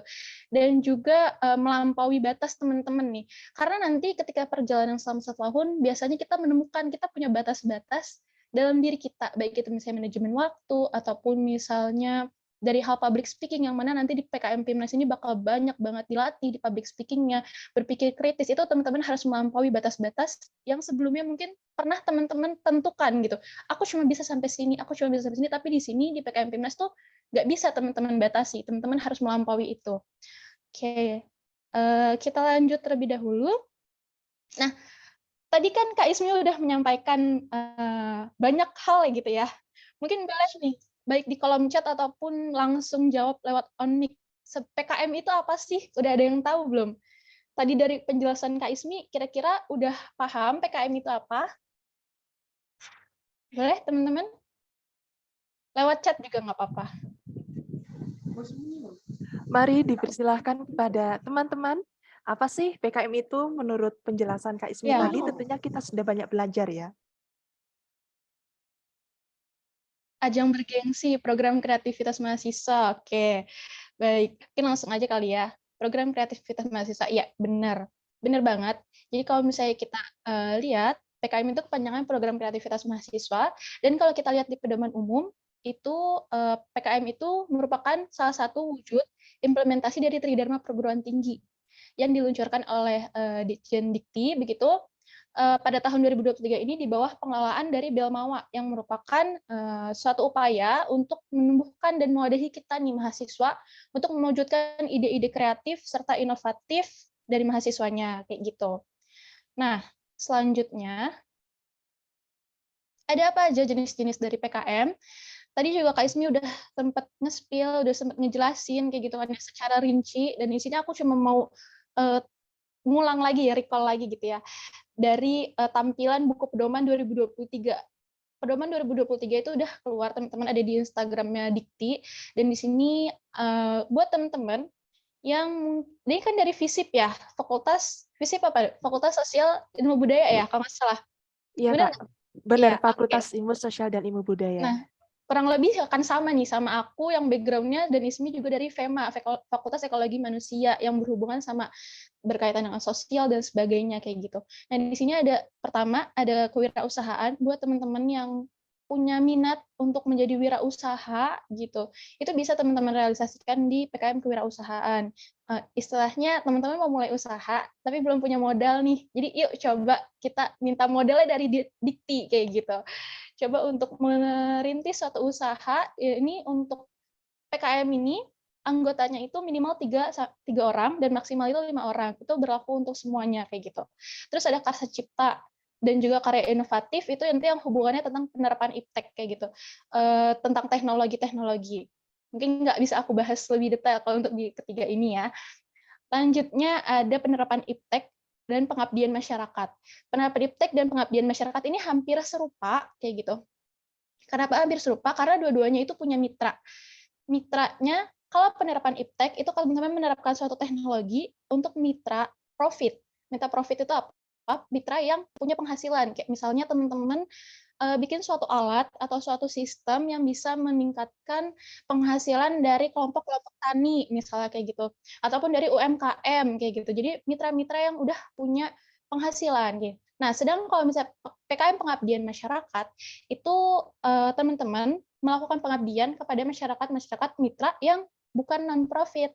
Jadi misalnya kayak kalau tahun lalu aku ke LPKA, mereka kan nggak punya profit penghasilan apa-apa kan, atau misalnya ke ibu-ibu kader ibu-ibu PKK kayak gitu, anak jalanan, komunitas panti anak jalanan. Kemudian bisa juga ke sekolah-sekolah atau pesantren kayak gitu. Kalau misalnya bentuknya kelompok tani, komunitas koperasi, itu tuh nggak bisa dijadiin mitra pengabdian masyarakat. Terus selanjutnya ada riset eksakta. Riset eksakta itu adalah riset untuk anak-anak FMIPA mungkin barangkali ya, yang hubungannya dengan ilmu pengetahuan alam. Nanti mereka akan nge-lab dan sebagainya, dan untuk di PKM riset sendiri itu ada syarat bahwa ketua atau anggota dan juga dosen pendamping itu harus inline dengan topik yang akan dibawakan kayak gitu. Selanjutnya nih, ada PKM riset sosial humaniora. PKM riset sosial humaniora itu yang aku dan Ismi juga ikuti pada tahun lalu di 2022 dan juga di 2021 begitu. Dan ini kalau kami membawanya itu tema terkait perlindungan konsumen. Dan di riset sosial humaniora ini harus ada catatan begitu teman-teman. Ini cocok banget sama teman-teman FISIP kan ya, sosial dan budaya kayak gitu. Itu teman-teman harus ada unsur humanioranya, membahas tentang fenomena sosial dan juga nanti membahas terkait perilaku kemanusiaannya gitu. Jadi menyinggung ke semuanya. Kalau misalnya salah satu sebenarnya masih masuk, tapi dalam penilaian juri itu biasanya masih agak kurang karena misalnya cuma ngebahas tentang fenomena sosial yang ada di masyarakat, tapi nggak ada unsur humanioranya, itu dinilainya agak kurang kayak gitu. Kemudian ada PKM video gagasan konstruktif. Dan selanjutnya ada PKM Gagasan Futuristik Tertulis atau GFT, itu biasanya buat teman-teman yang suka berimajinasi. Kenapa berimajinasi? Karena dia tuh membuat suatu gagasan yang futuristik. Pengaplikasiannya tuh kalau nggak salah 5-10 tahun ke depan kayak gitu, tapi harus tetap realistis kayak gitu. Kalau misalnya yang VGK tadi, video gagasan konstruktif itu biasanya berhubungan sama SDGs kayak gitu, perwujudan SDGs. Tapi kalau GFT itu futuristik. 5-10 tahun, walaupun kita berimajinasi, mengada-ngada kayak nanti 10 tahun ke depan misalnya ada AI yang apa kayak gitu, tapi tetap harus realistis. Nah, terus terakhir ada PKM artikel ilmiah. Di sini teman-teman akan langsung membuat artikel ilmiah gitu, yang nanti pada saat tahap proposal ini formatnya memang akan agak berbeda sama teman-teman PKM bidang yang lainnya gitu. Teman-teman buat artikel ilmiah ini catatannya nggak bisa untuk hasil skripsi kayak gitu. Bisanya adalah untuk hasil-hasil KKN ataupun hasil-hasil proyek lapang itu bisa dijadikan artikel ilmiah. Tapi kalau misalnya tugas akhir atau skripsi itu tidak bisa dijadikan artikel ilmiah. Kan siapa tahu gitu ya, ada teman-teman yang bikin skripsi atau punya hasil turun lapang, biasanya di FISIP juga kan ada dong ya kegiatan-kegiatan turun lapang gitu ke masyarakat, ada data-datanya, nggak diapa-apain sayang nih gitu, terus iseng pengen ikut dibikinin artikel ilmiah kayak gitu, hitung-hitung apa namanya, siapa tahu nanti dapat insentif, lumayan insentifnya 2,5 juta kayak gitu kan ya, nulis 15 halaman. Nah, itu bisa lewat ini. Itu juga minimal 3 orang, maksimal 5 orang kayak gitu. Lanjut nih, tahapan PKM sampai PIMNAS. Jadi teman-teman sebenarnya ada dibagi-bagi gitu. Ada bidang-bidang yang mereka masuk ke proses didanai, sehingga teman-teman harus melaksanakan pelaksanaan selama kurang lebih untuk yang 2023 ini 4-5 bulan, dan ada yang PKM-nya tuh habis proposal ini nih langsung dia sampai PIMNAS kayak gitu. Jadi nggak ada proses pelaksanaan program didanai kayak gitu. Ada juga yang cuma dapat insentif kayak gitu. Ini nama-namanya masih yang lama gitu ya, belum yang di PKM 2021 dan sampai ke 2023 ini. Seperti untuk PKM PE dan PKM PSH itu maksudnya PKM RE dan RSH. Kemudian ada PKM M itu PKM PM, PKM K itu PKM kewirausahaan, PKM T itu PKM PI tadi, PKM PI, kemudian PKM KC, VGK, itu yang tadi yang video yang tentang SDGs, terus ada tambahan lagi PKM KI, karya inovatif. Gitu. Itu adalah PKM-PKM yang ada proses pendanaan. Jadi teman-teman nanti akan membuat proposal, kemudian juga kalau lolos itu nanti akan didanai sejumlah sekian uang, itu kemudian teman-teman akan melaksanakan program yang sebelumnya udah teman-teman rencanakan di proposal. Kayak gitu. Udah melaksanakan, nanti ada yang namanya tahap evaluasi, monitoring dan evaluasi. pelaksanaan. Udah sampai sejauh mana pelaksanaan teman-teman, dan itu biasanya diminta dari Dikti, harapannya pelaksanaan itu sudah 80%. Ketika teman-teman sudah 80% pelaksanaannya, maka potensi untuk sampai ke PIMNAS itu akan jauh lebih besar kayak gitu. Sampai ke PIMNAS, PKM GT ini PKM GFT yang tadi gagasan futuristik yang 5-10 tahun itu juga mereka langsung ketemu di PIMNAS. Di GFT ini nanti akan ada luarannya itu bentuknya mereka menampilkan video kalau nggak salah. Pokoknya mereka akan nanti presentasi langsung ke PIMNAS. Kalau mereka nggak ada yang namanya melaksanakan program dan sebagainya, mereka langsung sampai PIMNAS. Nanti di PIMNAS teman-teman akan kembali presentasi. Kemudian juga tadi yang disampaikan sama Ismi, akan ada tambahan luaran berupa poster. Jadi nanti ada teman-teman disuruh pajang poster gitu di ruangan poster buat nanti dinilai sama juri kayak gitu. Kemudian untuk PKM AI, seperti yang tadi udah aku bilang, dia tuh adalah PKM insentif, jadi PKM-nya itu nggak melakukan apa-apa kayak gitu. Cuma di tahap awal ini aja, cuma penyusunan penulisan, terus udah dapat insentif kalau memang dinilai layak untuk mendapatkan insentif kayak gitu. Nah, tahun-tahun sebelumnya itu kurang lebih sebesar 2,5 juta. Tapi aku belum cek untuk tahun ini, nanti barangkali akan aku kasih linknya. Pedoman 2023 udah keluar, teman-teman. Teman-teman bisa untuk mulai nyusun proposal. Itu bisa dilihat nanti insentifnya berapa untuk PKM AI. Kemudian, karena di sini kita masih tahap proposal, aku akan sharing gimana sih langkah-langkah untuk membangun ide. Gimana supaya kita sebagai mahasiswa itu bisa berpikir kritis dan solutif kayak gitu. Ada 3 kunci, teman-teman. Yang pertama itu peka sama lingkungan. Peka sama masalah-masalah yang ada di sekitar kita, peka sama fenomena-fenomena sosial yang ada di sekeliling kita kayak gitu. Kalau kita peka, kita nanti akan coba bertanya gitu. Kayak misalnya kemarin aku ada jalan ke Yogyakarta, gitu. Terus pulangnya aku lewat tol Cipali malam hari kayak gitu. Terus aku bilang, tol Cipali itu malam hari gelap, nggak ada lampunya ternyata. Aku baru tahu karena baru ngeh gitu, baru pertama kali ngelihat Cipali malam hari nggak ada lampunya. Terus bisa nih jadi PKM RSH untuk aku yang ada di bidang perlindungan konsumen kayak gitu. Aku ilmu keluarga dan konsumen, aku concern di bidang perlindungan konsumen. Jadi itu bisa aku bahas. Orang yang menggunakan jalan tol malam hari di tol Cipali dengan kondisi gelap kayak gitu, itu sangat berbahaya kan ya. Karena kita harus konsentrasi penuh kayak gitu. Sedangkan kalau misalnya seandainya ada bantuan lampu cahaya tuh akan lebih aman lah. Kita nggak perlu terlalu memperhatikan jalannya tuh, nggak perlu yang ekstra kayak gitu kan ya. Itu bisa jadi kajian RSH kayak gitu. Dengan kita melihat masalah-masalah yang ada di masyarakat ataupun fenomena sosial lainnya kayak gitu. Terus yang kedua itu membaca. Teman-teman harus banyak-banyak membaca dari berita. Gimana supaya kita jadi peka, kita bisa tahu dari baca-baca berita. Ataupun kita juga nanti kalau misalnya teman-teman udah mau bikin proposal, teman-teman kan harus tahu nih ya, namanya program kreativitas mahasiswa. Berarti harus ada unsur kreativitas, harus ada unsur kebaruan. Gimana cara teman-teman buat tahu bahwa gagasan yang teman-teman ajukan, ide yang teman-teman ajukan adalah ide yang benar-benar baru, ide yang benar-benar kreatif, yaitu adalah dengan jurnal literatur yang teman-teman udah baca sebelumnya kayak gitu. Sehingga teman-teman tahu kebaruan teman-teman apa. Kemudian dari buku-buku juga bisa menambah wawasan teman-teman semua untuk meng-create solusi yang baik gitu, alternatif solusi yang tepat. Kemudian yang tips yang ketiga untuk membangun ide ya adalah diskusi. Diskusi sama dosen, diskusi sama mungkin tokoh-tokoh masyarakat untuk teman-teman yang mau ikut PKMPM, PKMPI yang berhubungan sama mitra.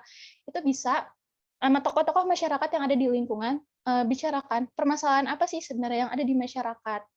Yang sekiranya kami mahasiswa bisa untuk bantu menyelesaikan kayak gitu. Kemudian juga bisa dari teman-teman sebaya dari teman-teman, peer-nya teman-teman kayak gitu. Dari teman-teman satu angkatan, dari teman-teman cutting, dari teman-teman adik tingkat kayak gitu. Diskusikan permasalahan-permasalahan fenomena yang ada di lingkungan teman-teman. Kira-kira masalah A itu solusinya apa ya? Gimana ya supaya kita bisa meningkatkan kualitas hidup masyarakat A?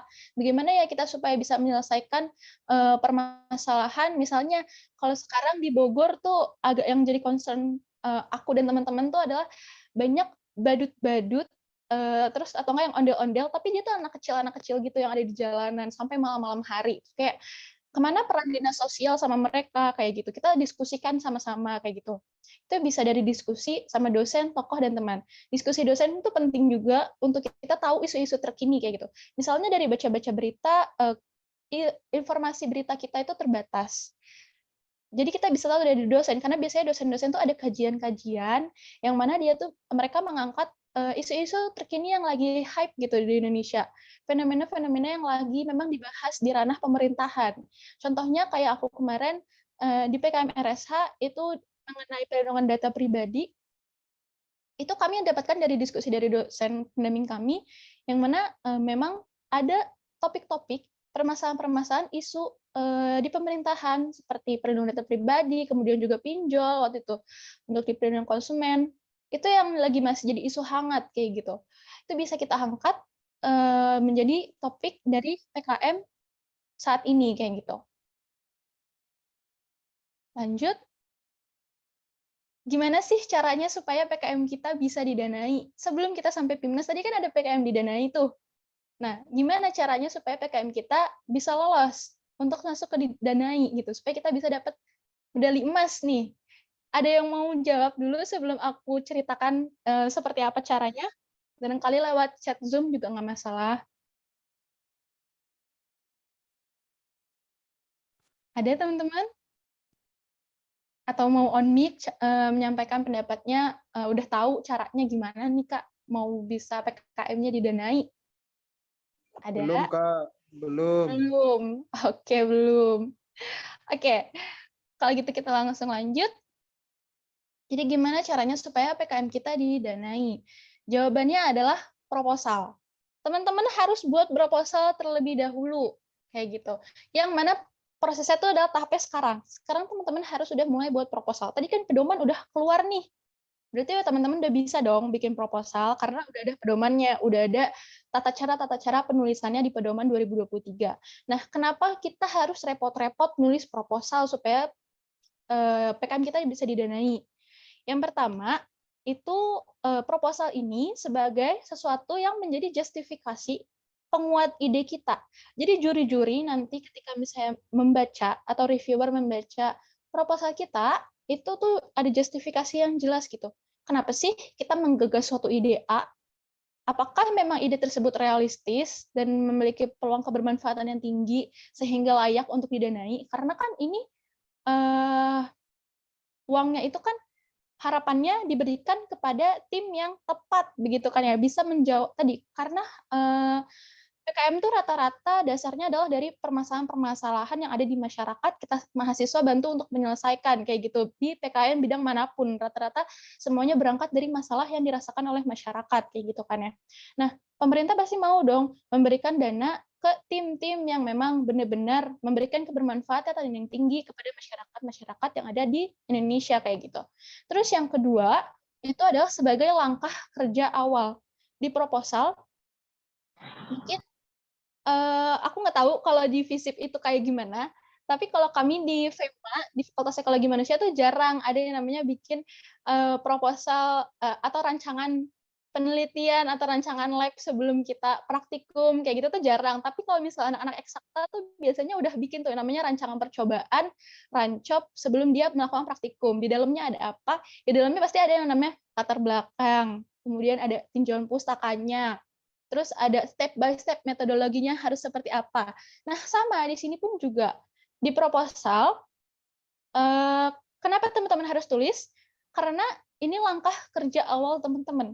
Teman-teman menentukan proses sistematikanya, seberapa lama kira-kira teman-teman akan melakukan pengambilan data, seberapa lama teman-teman akan melakukan pelaksanaan program, kemudian itu tuh perlu direncanakan sebaik mungkin, dan menjadi gambaran awal mengenai ide dan gagasan yang akan teman-teman bawakan, kayak gitu. Terus yang ketiga adalah ya supaya teman-teman bisa lanjut ke tahap berikutnya. Karena kan teman-teman mau didanai kan, cara didanai apa? Punya proposal kayak gitu. Nah, selanjutnya, apa sih yang harus diperhatikan ketika teman-teman membuat proposal? Yang pertama, administrasinya harus oke. Harus oke itu apa? yaitu kesesuaian persyaratan administrasi dari tanggal, bulan, tahun proposal. Itu nanti di bagian proposal tuh akan ada yang namanya tanda tangan pengusul, kemudian tanda tangan biodata teman-teman, tanda tangan pernyataan surat ketua, dan tanda tangan lainnya itu harus sesuai tanggalnya. Jangan sampai pedoman nih kemarin baru keluar tanggal 8 Februari. Terus teman-teman sebenarnya udah nyusun dari Januari, tanda tangannya di Januari. Nah, itu nggak bisa teman-teman. Jadi tetap harus tanda tangannya tuh tanggalnya adalah di atas tanggal 8 Februari karena pedoman 2023 keluar 8 Februari. Terus habis itu nanti upload proposal itu tanggal 4 Maret. Jangan sampai administrasi teman-teman tanggalnya itu di atas tanggal 4 Maret gitu kan. Misalnya tanggal 5, tanggal 6 ya udah lewat. Harus di bawah itu. Jadi di antara 8 dan juga tanggal 4 Maret kayak gitu, 8 Februari sampai 4 Maret. Kemudian yang kedua yaitu format teman-teman harus tepat. Seperti yang tadi juga Ismi udah sampaikan, harus zero mistake, harus sesuai sama pedoman. Ada permintaan dari Dikti bahwa teman-teman harus sesuai dengan pedoman yang sudah Dikti buat gitu. Pedoman yang sudah Belmawa keluarkan. Jadi teman-teman harus bikin proposal yang formatnya tepat. Kesesuaian format proposal itu menjadi nilai penting untuk screening awal. Untuk penilaian awal. Jadi penilaian proposal itu ada 2 tahap. Yang pertama tahap untuk di bagian administrasi dan format dulu, terus baru nanti reviewer tuh bakal nge-review ke substansi kayak gitu. Jadi kalau misalnya format teman-teman aja udah salah, ya nggak akan bisa lolos ke tahap berikutnya karena substansi teman-teman nggak akan dilirik sama reviewer, nggak akan dilirik sama juri kayak gitu. Dan penulisan dengan pedoman PKM ini benar-benar berlaku banget di sini, karena ini jadi kunci awal pintu utama teman-teman untuk bisa masuk ke tahap berikutnya. Jadi PR-nya adalah ketika di awal ini mau bikin proposal, pahami betul, cermati betul pedomannya, jangan sampai ada yang kelewat baca. Kalau misalnya memang perlu dicatat lagi, dikeluarkan dari pedomannya, dicatat poin-poin penting ya dicatat kayak gitu. Terus yang ketiga adalah programnya benar. Program yang benar ini maksudnya gimana? Jadi solusi alternatif yang teman-teman tawarkan itu harus benar. Misalnya program pengabdian masyarakat. Ya benar-benar emang itu programnya sesuai dengan adanya masalah mitra, misalnya tentang motivasi belajar anak, ya solusi yang teman-teman tawarkan adalah untuk meningkatkan motivasi belajar anak. Jangan tiba-tiba motivasi belajar anak rendah kayak gitu, terus teman-teman menawarkan untuk apa? Misalnya pelatihan di bagian praktiknya kayak gitu, yang mana itu nggak sinkron, misalnya kayak gitu deh. Kurang lebih pokoknya paham kan ya gimana harus tepatnya itu. Terus misalnya kesesuaian juga kalau di riset gini, teman-teman mau eksplorasi sesuatu gitu, tapi eksplorasi secara mendalam, yang mana teman-teman butuh metode kualitatif, tapi teman-teman mau yang kan karena kualitatif itu adalah penelitian yang kalau aku dan teman-teman di FEMA belajar tuh kualitatif lumayan kompleks gitu, yang agak sulit untuk dilakukan sama mahasiswa S1 karena ada banyak item yang perlu dipelajari kayak gitu kan ya, dan itu untuk pengolahan data dan segala macamnya tuh nggak bisa dilakukan dalam waktu yang sebentar kayak gitu. Nah terus harusnya itu dieksplorasi secara kualitatif, tapi teman-teman menawarkan metodenya di proposal bilangnya kuantitatif yang cuma mengekspor dari nggak bisa mendalam gitu, cuma dari permukaan, ya itu tentu salah. Jadi makanya harus benar antara masalah yang diangkat sama alternatif solusi yang ditawarkan kayak gitu. Nah ini sistematika penulisan proposal yang aku ambil dari pedoman RSH di tahun 2023. Di sini judul penelitian judul PKM teman-teman itu nggak boleh menggunakan akronim ataupun singkatan yang tidak baku dan hanya diperbolehkan maksimum 20 kata. Jadi misalnya gini, contohnya tahun 2021 ada PKM IPB yang judulnya gini, Semaja, penjaga mata air Cempaka kayak gitu kan, dan lalalala. Nah, di PKM 2023 itu nggak boleh ada kayak gitu. Jadi silahkan disebutkan langsung aja, nggak usah pakai singkatan-singkatan untuk menghindari ketentuan yang di sini. Terus isi kelengkapan data dan juga isi kelengkapan data itu dientrikan secara langsung di Simbel Mawa. Jadi nanti akan ada laman untuk pengumpulannya dan namanya Simbel Mawa, itu langsung dientrikan. Biasanya itu sih dari perguruan tinggi ya untuk data-datanya. Jadi nanti mahasiswa itu tinggal melengkapi kayak gitu. Biasanya data awal dimasukkan oleh perguruan tinggi. Jadi nggak perlu yang namanya di proposal itu ada lembar pengesahan, tuh nggak perlu. Kemudian ada cover, itu nggak perlu. Jadi teman-teman langsung ke daftar isi kayak gitu. Terus di sini ada ketentuan yang sangat-sangat krusial dan menjadi hal utama yang bakal dicek sama reviewer biasanya. Dan ini bisa mungkin nanti diterapkan oleh barangkali Bapak Ibu dosen yang juga nanti bakal menjadi reviewer ataupun teman-teman mahasiswa yang membantu teman-teman peserta untuk menjadi reviewer, mengecek proposal teman-teman, dan juga teman-teman tim pesertanya sendiri yang harus ngecek terlebih dahulu gitu sebelum nanti dikasih di-upload ke Belmawa. Yang pertama, tipe hurufnya itu harus Times New Roman 12. Times New Roman 12 ini berlaku untuk semua bagian kayak gitu. Nggak boleh tiba-tiba bab 1 pendahuluan, itu karena bab biasanya kan lebih besar, 14, Times New Roman, nggak bisa. Tetap harus 12. Misalnya tapi 12, tapi dikapitalin semua, terus di bold, kayak gitu. Semuanya 12, sampai pun ke bagian diagram alir itu tetap harus dibikin secara manual, itu pun juga Times New Roman 12. Gitu. Jadi kita harus pinter-pinter masukin memang hal-hal penting di 10 halaman utama, supaya nggak berlebih, kayak gitu. Kemudian ini, halaman inti. Halaman inti dari bab pendahuluan sampai daftar pustaka itu adalah 10 halaman. 10 halaman tok, nggak boleh ada toleransi lebih. Kalau kurang sih nggak masalah, tapi sayang ya teman-teman. Kalau misalnya kurang, maksimalkan 10 halaman. Kalau lebih, ya udah, reviewer lihat nih. Halaman inti di daftar isi nih. Daftar pustaka, lampiran harusnya halaman 11, tapi tiba-tiba lampiran halaman 12, udah. Nggak bakal masuk ke substansi, bakal langsung di-cut proposal kita kayak gitu. Terus formatnya ini PDF ya teman-teman. Kemudian di daftar isi, daftar tabel, daftar gambar, daftar lampiran itu hurufnya yang I, II, dan seterusnya diletakkan di sudut kanan bawah. Selanjutnya juga untuk di halaman inti itu penomoran halaman menggunakan angka Arab 1, 2, 3 itu ada di sudut kanan atas. Itu juga nggak boleh salah kayak gitu. Kemudian nama file juga harus diperhatikan. Pokoknya ini harus, kalau kita mau lolos didanai, semua ini harus dipatuhi dan jangan sampai ada yang salah. Selanjutnya teks paragraf menggunakan 1,15 spasi. Ini teksnya rata kanan kiri, jangan sampai ada teks yang rata kiri doang kayak gitu. Itu harus diperhatikan satu persatu. Kemudian di 1,15 ini, seumpama teman-teman mau pakai before after, habis udah dari subbab 1 latar belakang paragraf, terus ke subbab 2 rumusan masalah mau ada after nih, supaya agak ada jarak Kak gitu, supaya lebih rapih misalnya kayak gitu. Dan space yang tersedia memang masih banyak, itu nggak masalah kalau pakai after. Tapi untuk di bagian paragraf itu harus 1,15, nggak boleh ada yang misalnya 1 atau 1,5. Terus pastikan ukuran kertas teman-teman itu A4. Kadang permasalahannya gini, kalau misalnya di ukuran kertas, teman-teman buka Word terus langsung tulis, nggak ngecek lagi tuh layoutnya beneran A4 atau letter atau apa kayak gitu. Jadi teman-teman harus cek apakah benar itu A4.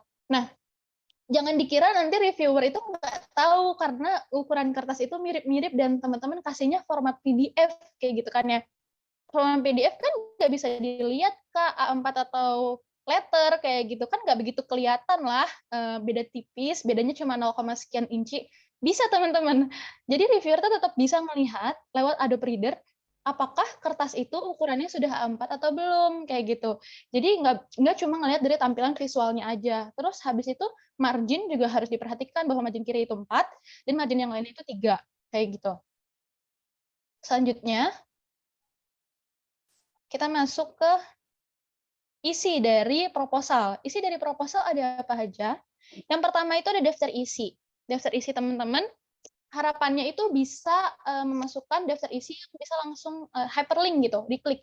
Jadi ketika nanti reviewer memang ketika membaca pengen langsung cek bagian metode riset, itu bisa langsung ke link ke metode riset kayak gitu. Itu akan lebih baik. Tapi kalau misalnya emang nggak bisa, itu juga nggak masalah sih. Tapi daftar isi itu harus rapih kayak gitu. Halaman yang ada di daftar isi bener ada di halaman inti kayak gitu. Jangan sampai di pendahuluan atau tinjauan pustaka ada di halaman 4, di daftar isi ternyata di realnya itu ada di halaman 3. Itu jangan sampai kayak gitu. Harus benar-benar sesuai. Terus pendahuluan itu isinya apa aja? Pendahuluan isinya itu yang pertama ada uraian tentang latar belakang. Latar belakang atau justifikasi ilmiah kenapa permasalahan ini harus diteliti.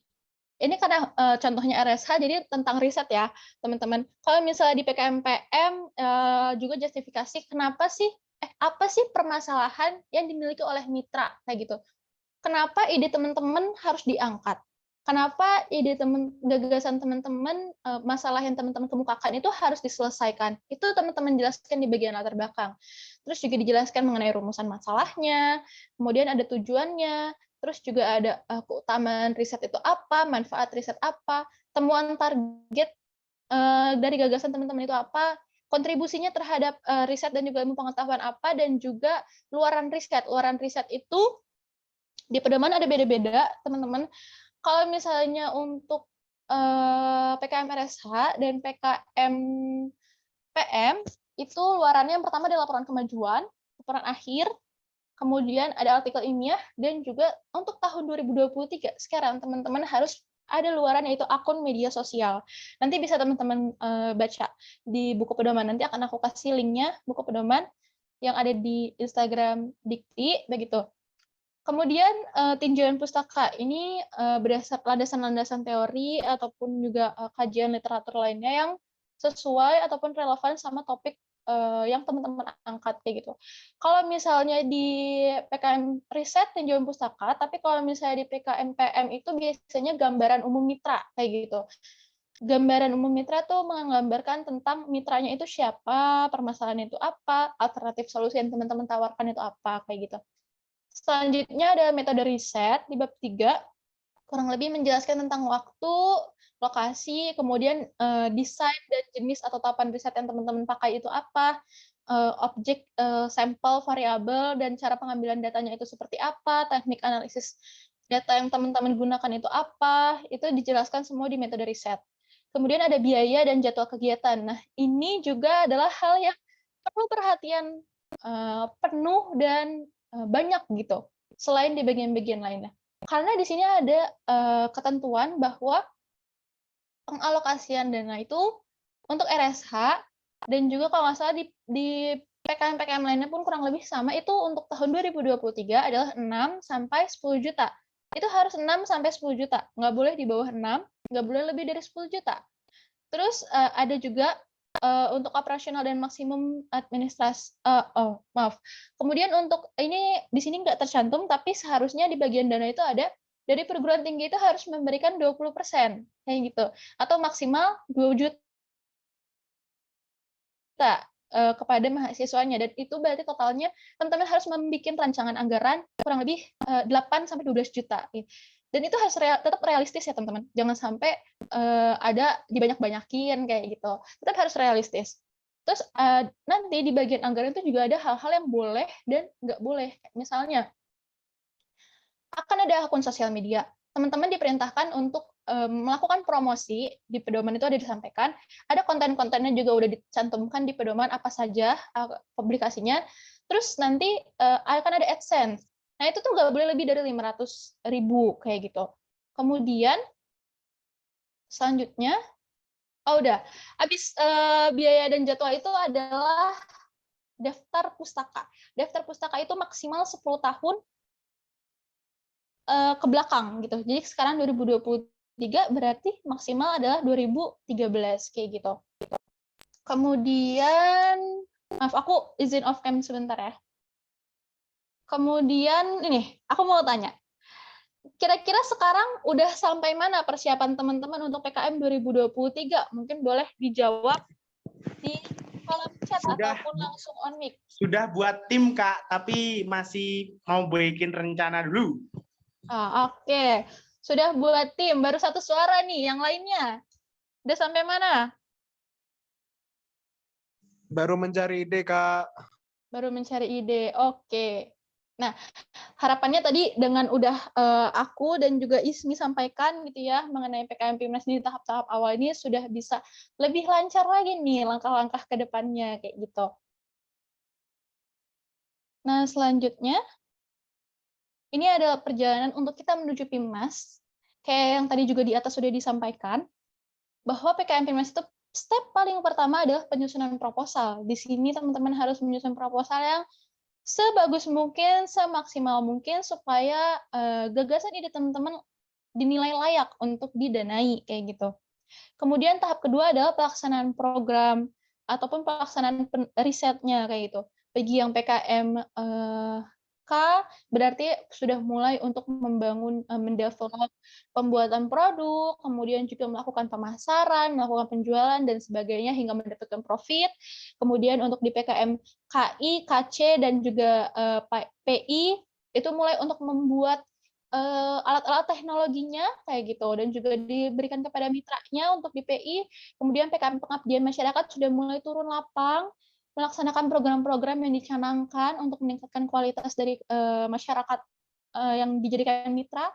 Kemudian untuk PKM riset sudah mulai untuk RSH, sudah mulai ambil data, melakukan survei, observasi, barangkali wawancara kepada sampelnya. Kemudian untuk PKM RE atau eksakta sudah mulai sering nge-lab, mengambil data, menguji riset yang ingin dilakukannya. Kemudian step ketiga itu teman-teman akan menghadapi yang namanya monitoring dan evaluasi atau PKP 2. Kayak yang tadi udah Ismi tampilkan, nanti juga aku akan menampilkan gitu. Untuk PKM 2022 masih dilaksanakan secara daring. Kalau misalnya di PKM 2023 ini aku belum tahu kabarnya akan daring atau luring, tapi itu teman-teman akan coba ditanyakan gitu. Sejauh mana progres yang sudah dijalankan oleh teman-teman? Sudah seberapa terrealisasi rencana-rencana yang sudah teman rencanakan di proposal kayak gitu. Dan harapannya sudah 80%. Ketika teman-teman sudah 80% proses pelaksanaan dari pengambilan datanya untuk RSH ya, pengambilan datanya sudah semua, teman-teman sudah melakukan olah data, dan teman-teman hanya tinggal untuk penyusunan proposal, dan itu pun penyusunan proposal laporan kemajuan dan laporan akhirnya udah setengahnya misalnya kayak gitu. Teman-teman progres PKM keseluruhannya itu udah 80% ataupun 85% itu akan sangat besar peluangnya untuk teman-teman bisa sampai ke PKM Pimnas. Begitupun untuk anggaran. Anggarannya pun juga sudah harus habis sebesar 80%, itu paling minimal kayak gitu. Dan terakhir, jika teman-teman nanti dari PKP 2 ini habis PKP 2 itu teman-teman akan menyusun laporan akhir dan juga akan diunggah ke Belmawa. Jika memang nanti nilai dari proposal, nilai dari PKP 2 dan nilai dari laporan akhir itu memenuhi persyaratan, teman-teman akan lolos ke Pimnas gitu. Di Pimnas teman-teman akan presentasi lagi, memaparkan hasil yang sudah 100% selesai dan juga akan ada yang namanya lomba poster. Teman-teman akan membuat poster ilmiah tentang gagasan teman-teman dari mulai latar belakang sampai hasilnya seperti apa kayak gitu. Nah, selanjutnya ini sedikit dokumentasi ketika aku dan tim, di sini ada Ismi juga, penyusunan proposal di PKMPM, di PKM Pengabdian Masyarakat. Di sini kami ketemu mitra, turun lapang, mencari tahu permasalahan apa yang mitra punya, karena kami mendapatkan informasi dari media sosial ataupun dari berita terkait masalah yang ada di mitra, kami mengkonfirmasi ke mitra, benarkah di mitra punya masalah ABC, terus yang selanjutnya ketika penyusunan alternatif solusi pun kami berdiskusi sama mitra, nggak kami doang, nggak kami hanya mahasiswa gitu yang menentukan solusinya, tapi kami mengajak mitra kami untuk apakah solusi seperti ini tepat ya Pak untuk diterapkan di di lokasi Bapak kayak gitu. Kemudian selanjutnya adalah pelaksanaan program. Ini adalah pelaksanaan program ketika PKMPM kemarin, dari mulai sosialisasi, pelaksanaan kegiatan-kegiatan inti sampai ke kegiatan keberlanjutan. Untuk di PKMPM itu ada dituntut untuk keberlanjutannya itu benar-benar terlihat gitu, dan kami coba untuk memajukan pelaksanaan keberlanjutan itu di kegiatan pelaksanaan program. Sebenarnya keberlanjutan itu diminta setelah PKP 2 untuk dilaksanakan, tapi kita coba tarik lebih dini gitu, bahwa kami memang sudah punya upaya-upaya keberlanjutan bahkan sejak sebelum PKP 2 kayak gitu.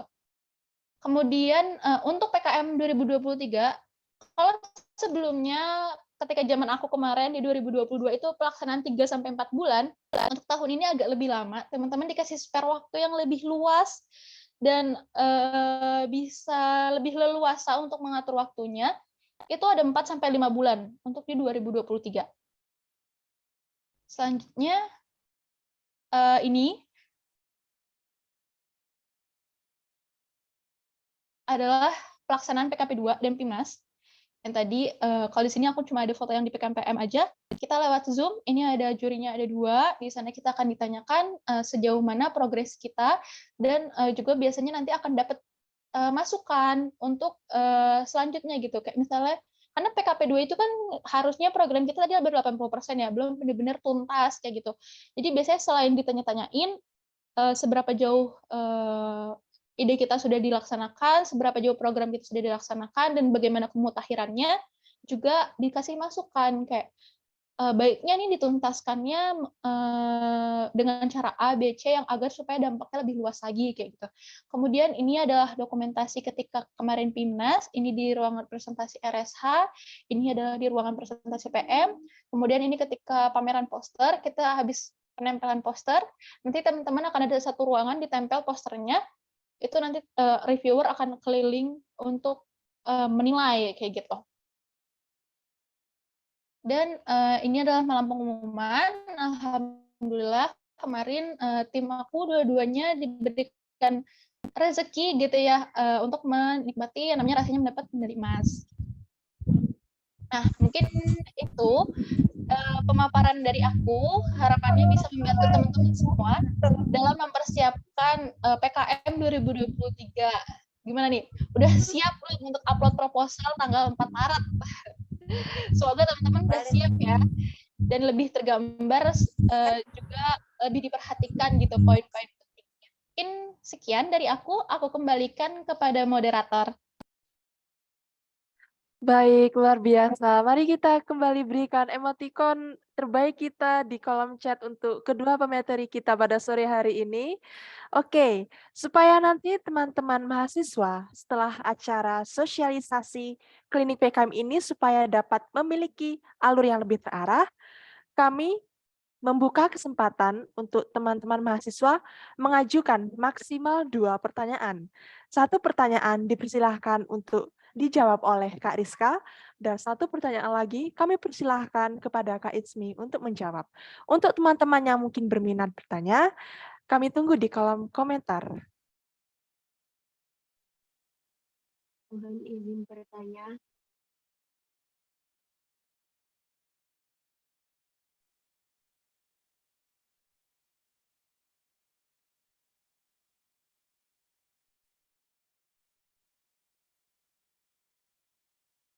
Baik, kepada kakak-kakak pemateri pada sore hari ini ada pertanyaan dari Kak Siti Imamatul Imro'ah.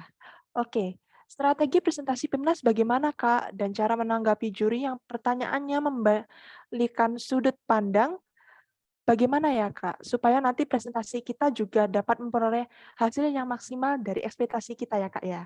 Oke, untuk pertanyaan ini apakah akan ditampung dulu atau mungkin bisa langsung dijawab Kak, menurut para kakak pemateri pada sore hari ini? Mungkin bisa langsung dijawab. Baik, kami persilakan Kak.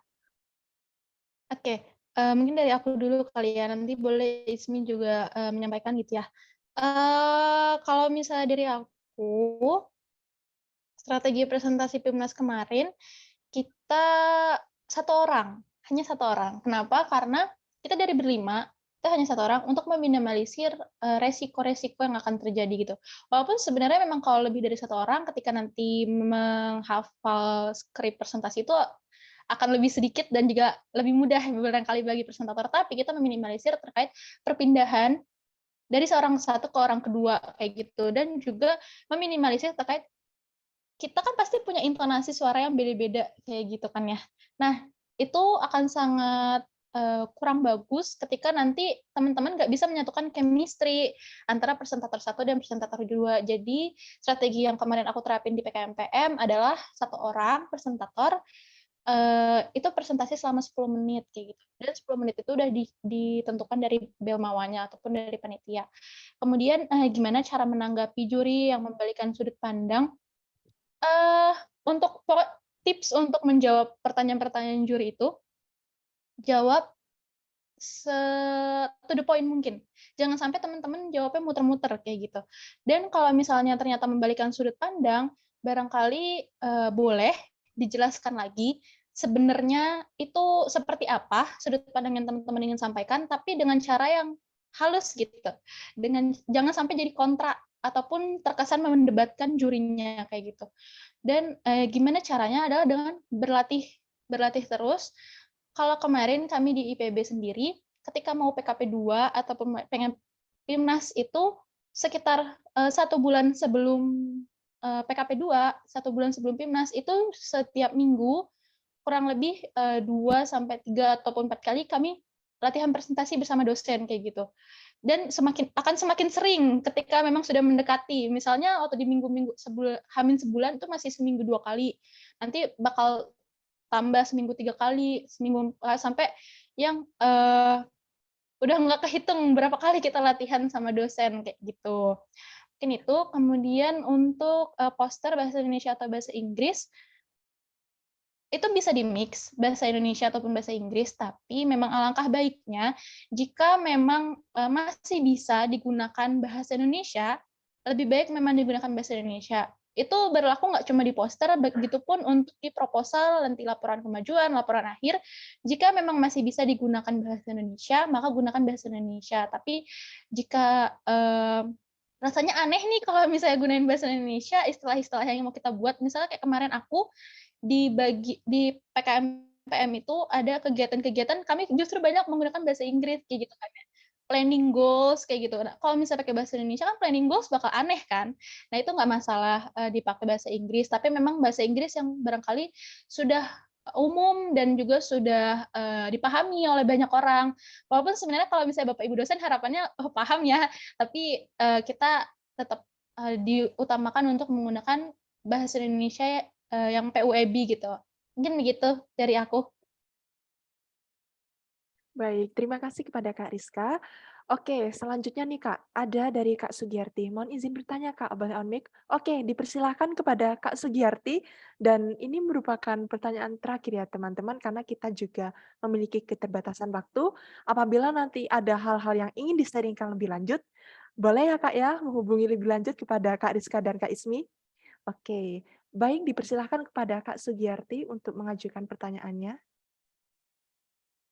Baik, terima kasih. Suara saya terdengar jelas ya, Reta?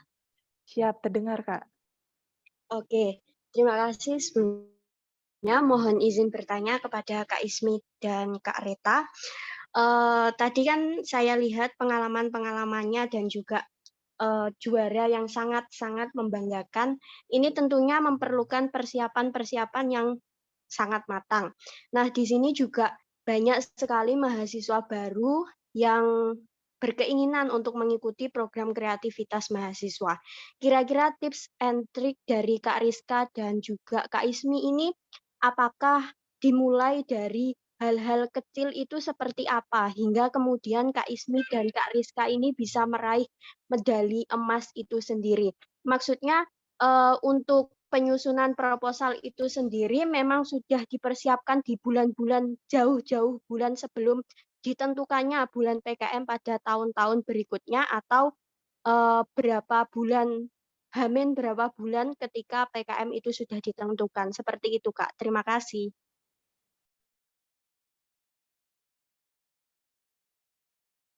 Baik, kami persilakan kepada Kak Rizka dan Kak Ismi untuk menjawab. Barangkali bisa dari Ismi dulu ya. Ya, mungkin ini pertanyaannya bagus banget ya teman-teman. Tadi tanya, kapan sih mulai bisa nyusun proposal? Ini jujur ya teman-teman, itu tadi sesuai sama tips dan trik yang aku sampaikan juga di presentasi tadi. kerjain semuanya itu sebelum deadline. Jadi kalau berdasarkan pengalaman kemarin gitu ya, ini aku bahas di PKM RSA, nanti barangkali Rista di PKM PM gitu. Di PKM RSA itu aku udah cari ide tuh dari bulan Desember, teman-teman. Bulan Desember itu kita udah cari ide, udah diskusi sama cutting, sama dosen terkait ide-ide kita. Nah, mulai nyusun proposalnya itu dari kapan? Nyusun proposalnya itu dari awal Januari kemarin. Jadi memang kita udah mempersiapkan semuanya itu, baru selesai Timnas tahun 2021, kita udah start lagi ke PKM 2022 gitu. Kita udah mulai cari ide, brainstorming, dan juga nyusun proposal di depan. Tapi untuk saat ini nggak ada kata terlambat ya teman-teman. Segera mungkin nih abis selesai acara ini teman-teman udah bisa cari tim, terus udah mau bisa mulai nyusun proposal.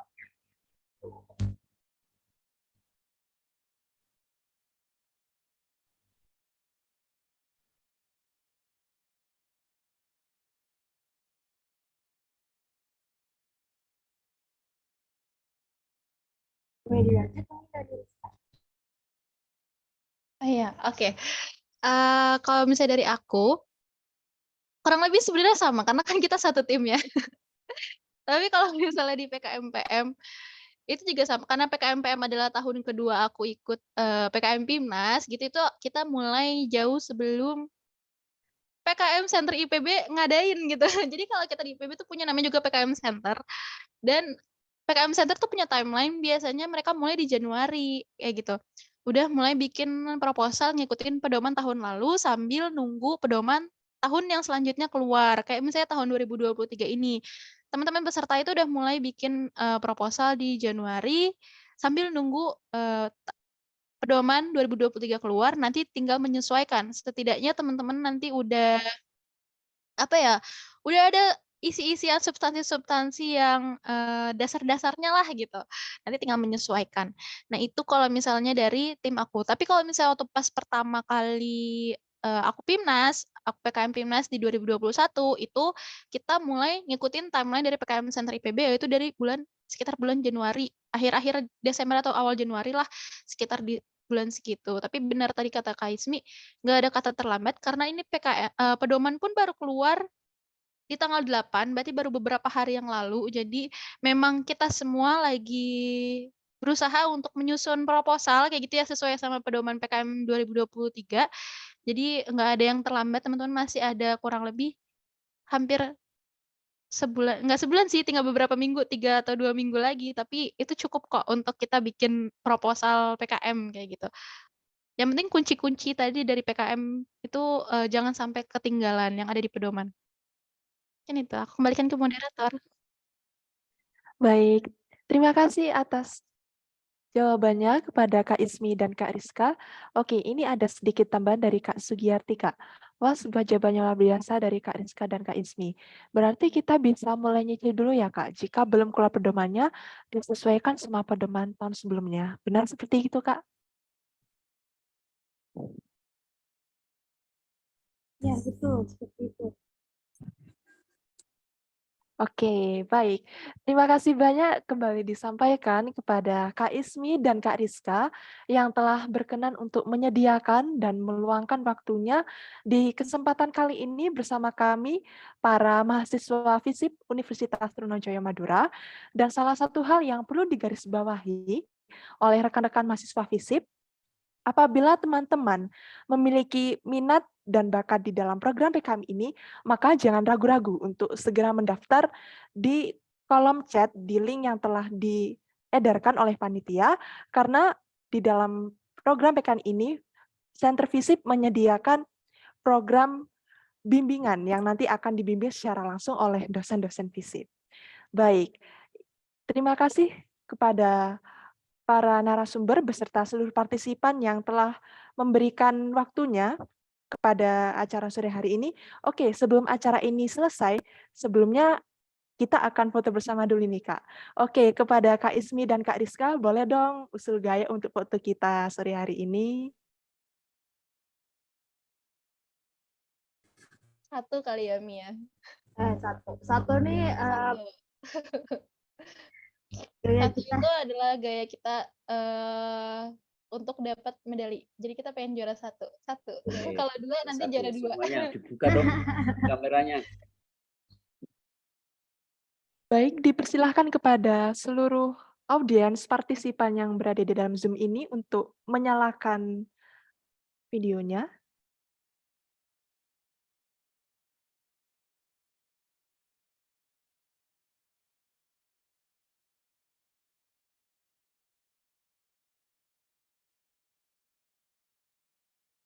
Yuk, dipersilahkan kepada teman-teman yang belum on cam. Yuk, ditunggu nih.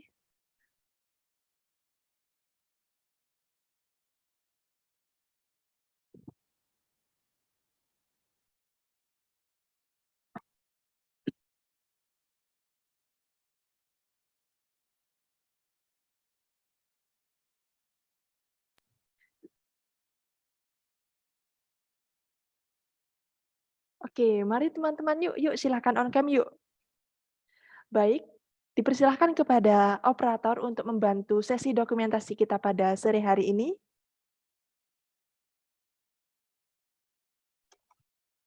Oke, baik. Saya hitung ya. Silahkan dibuka kameranya.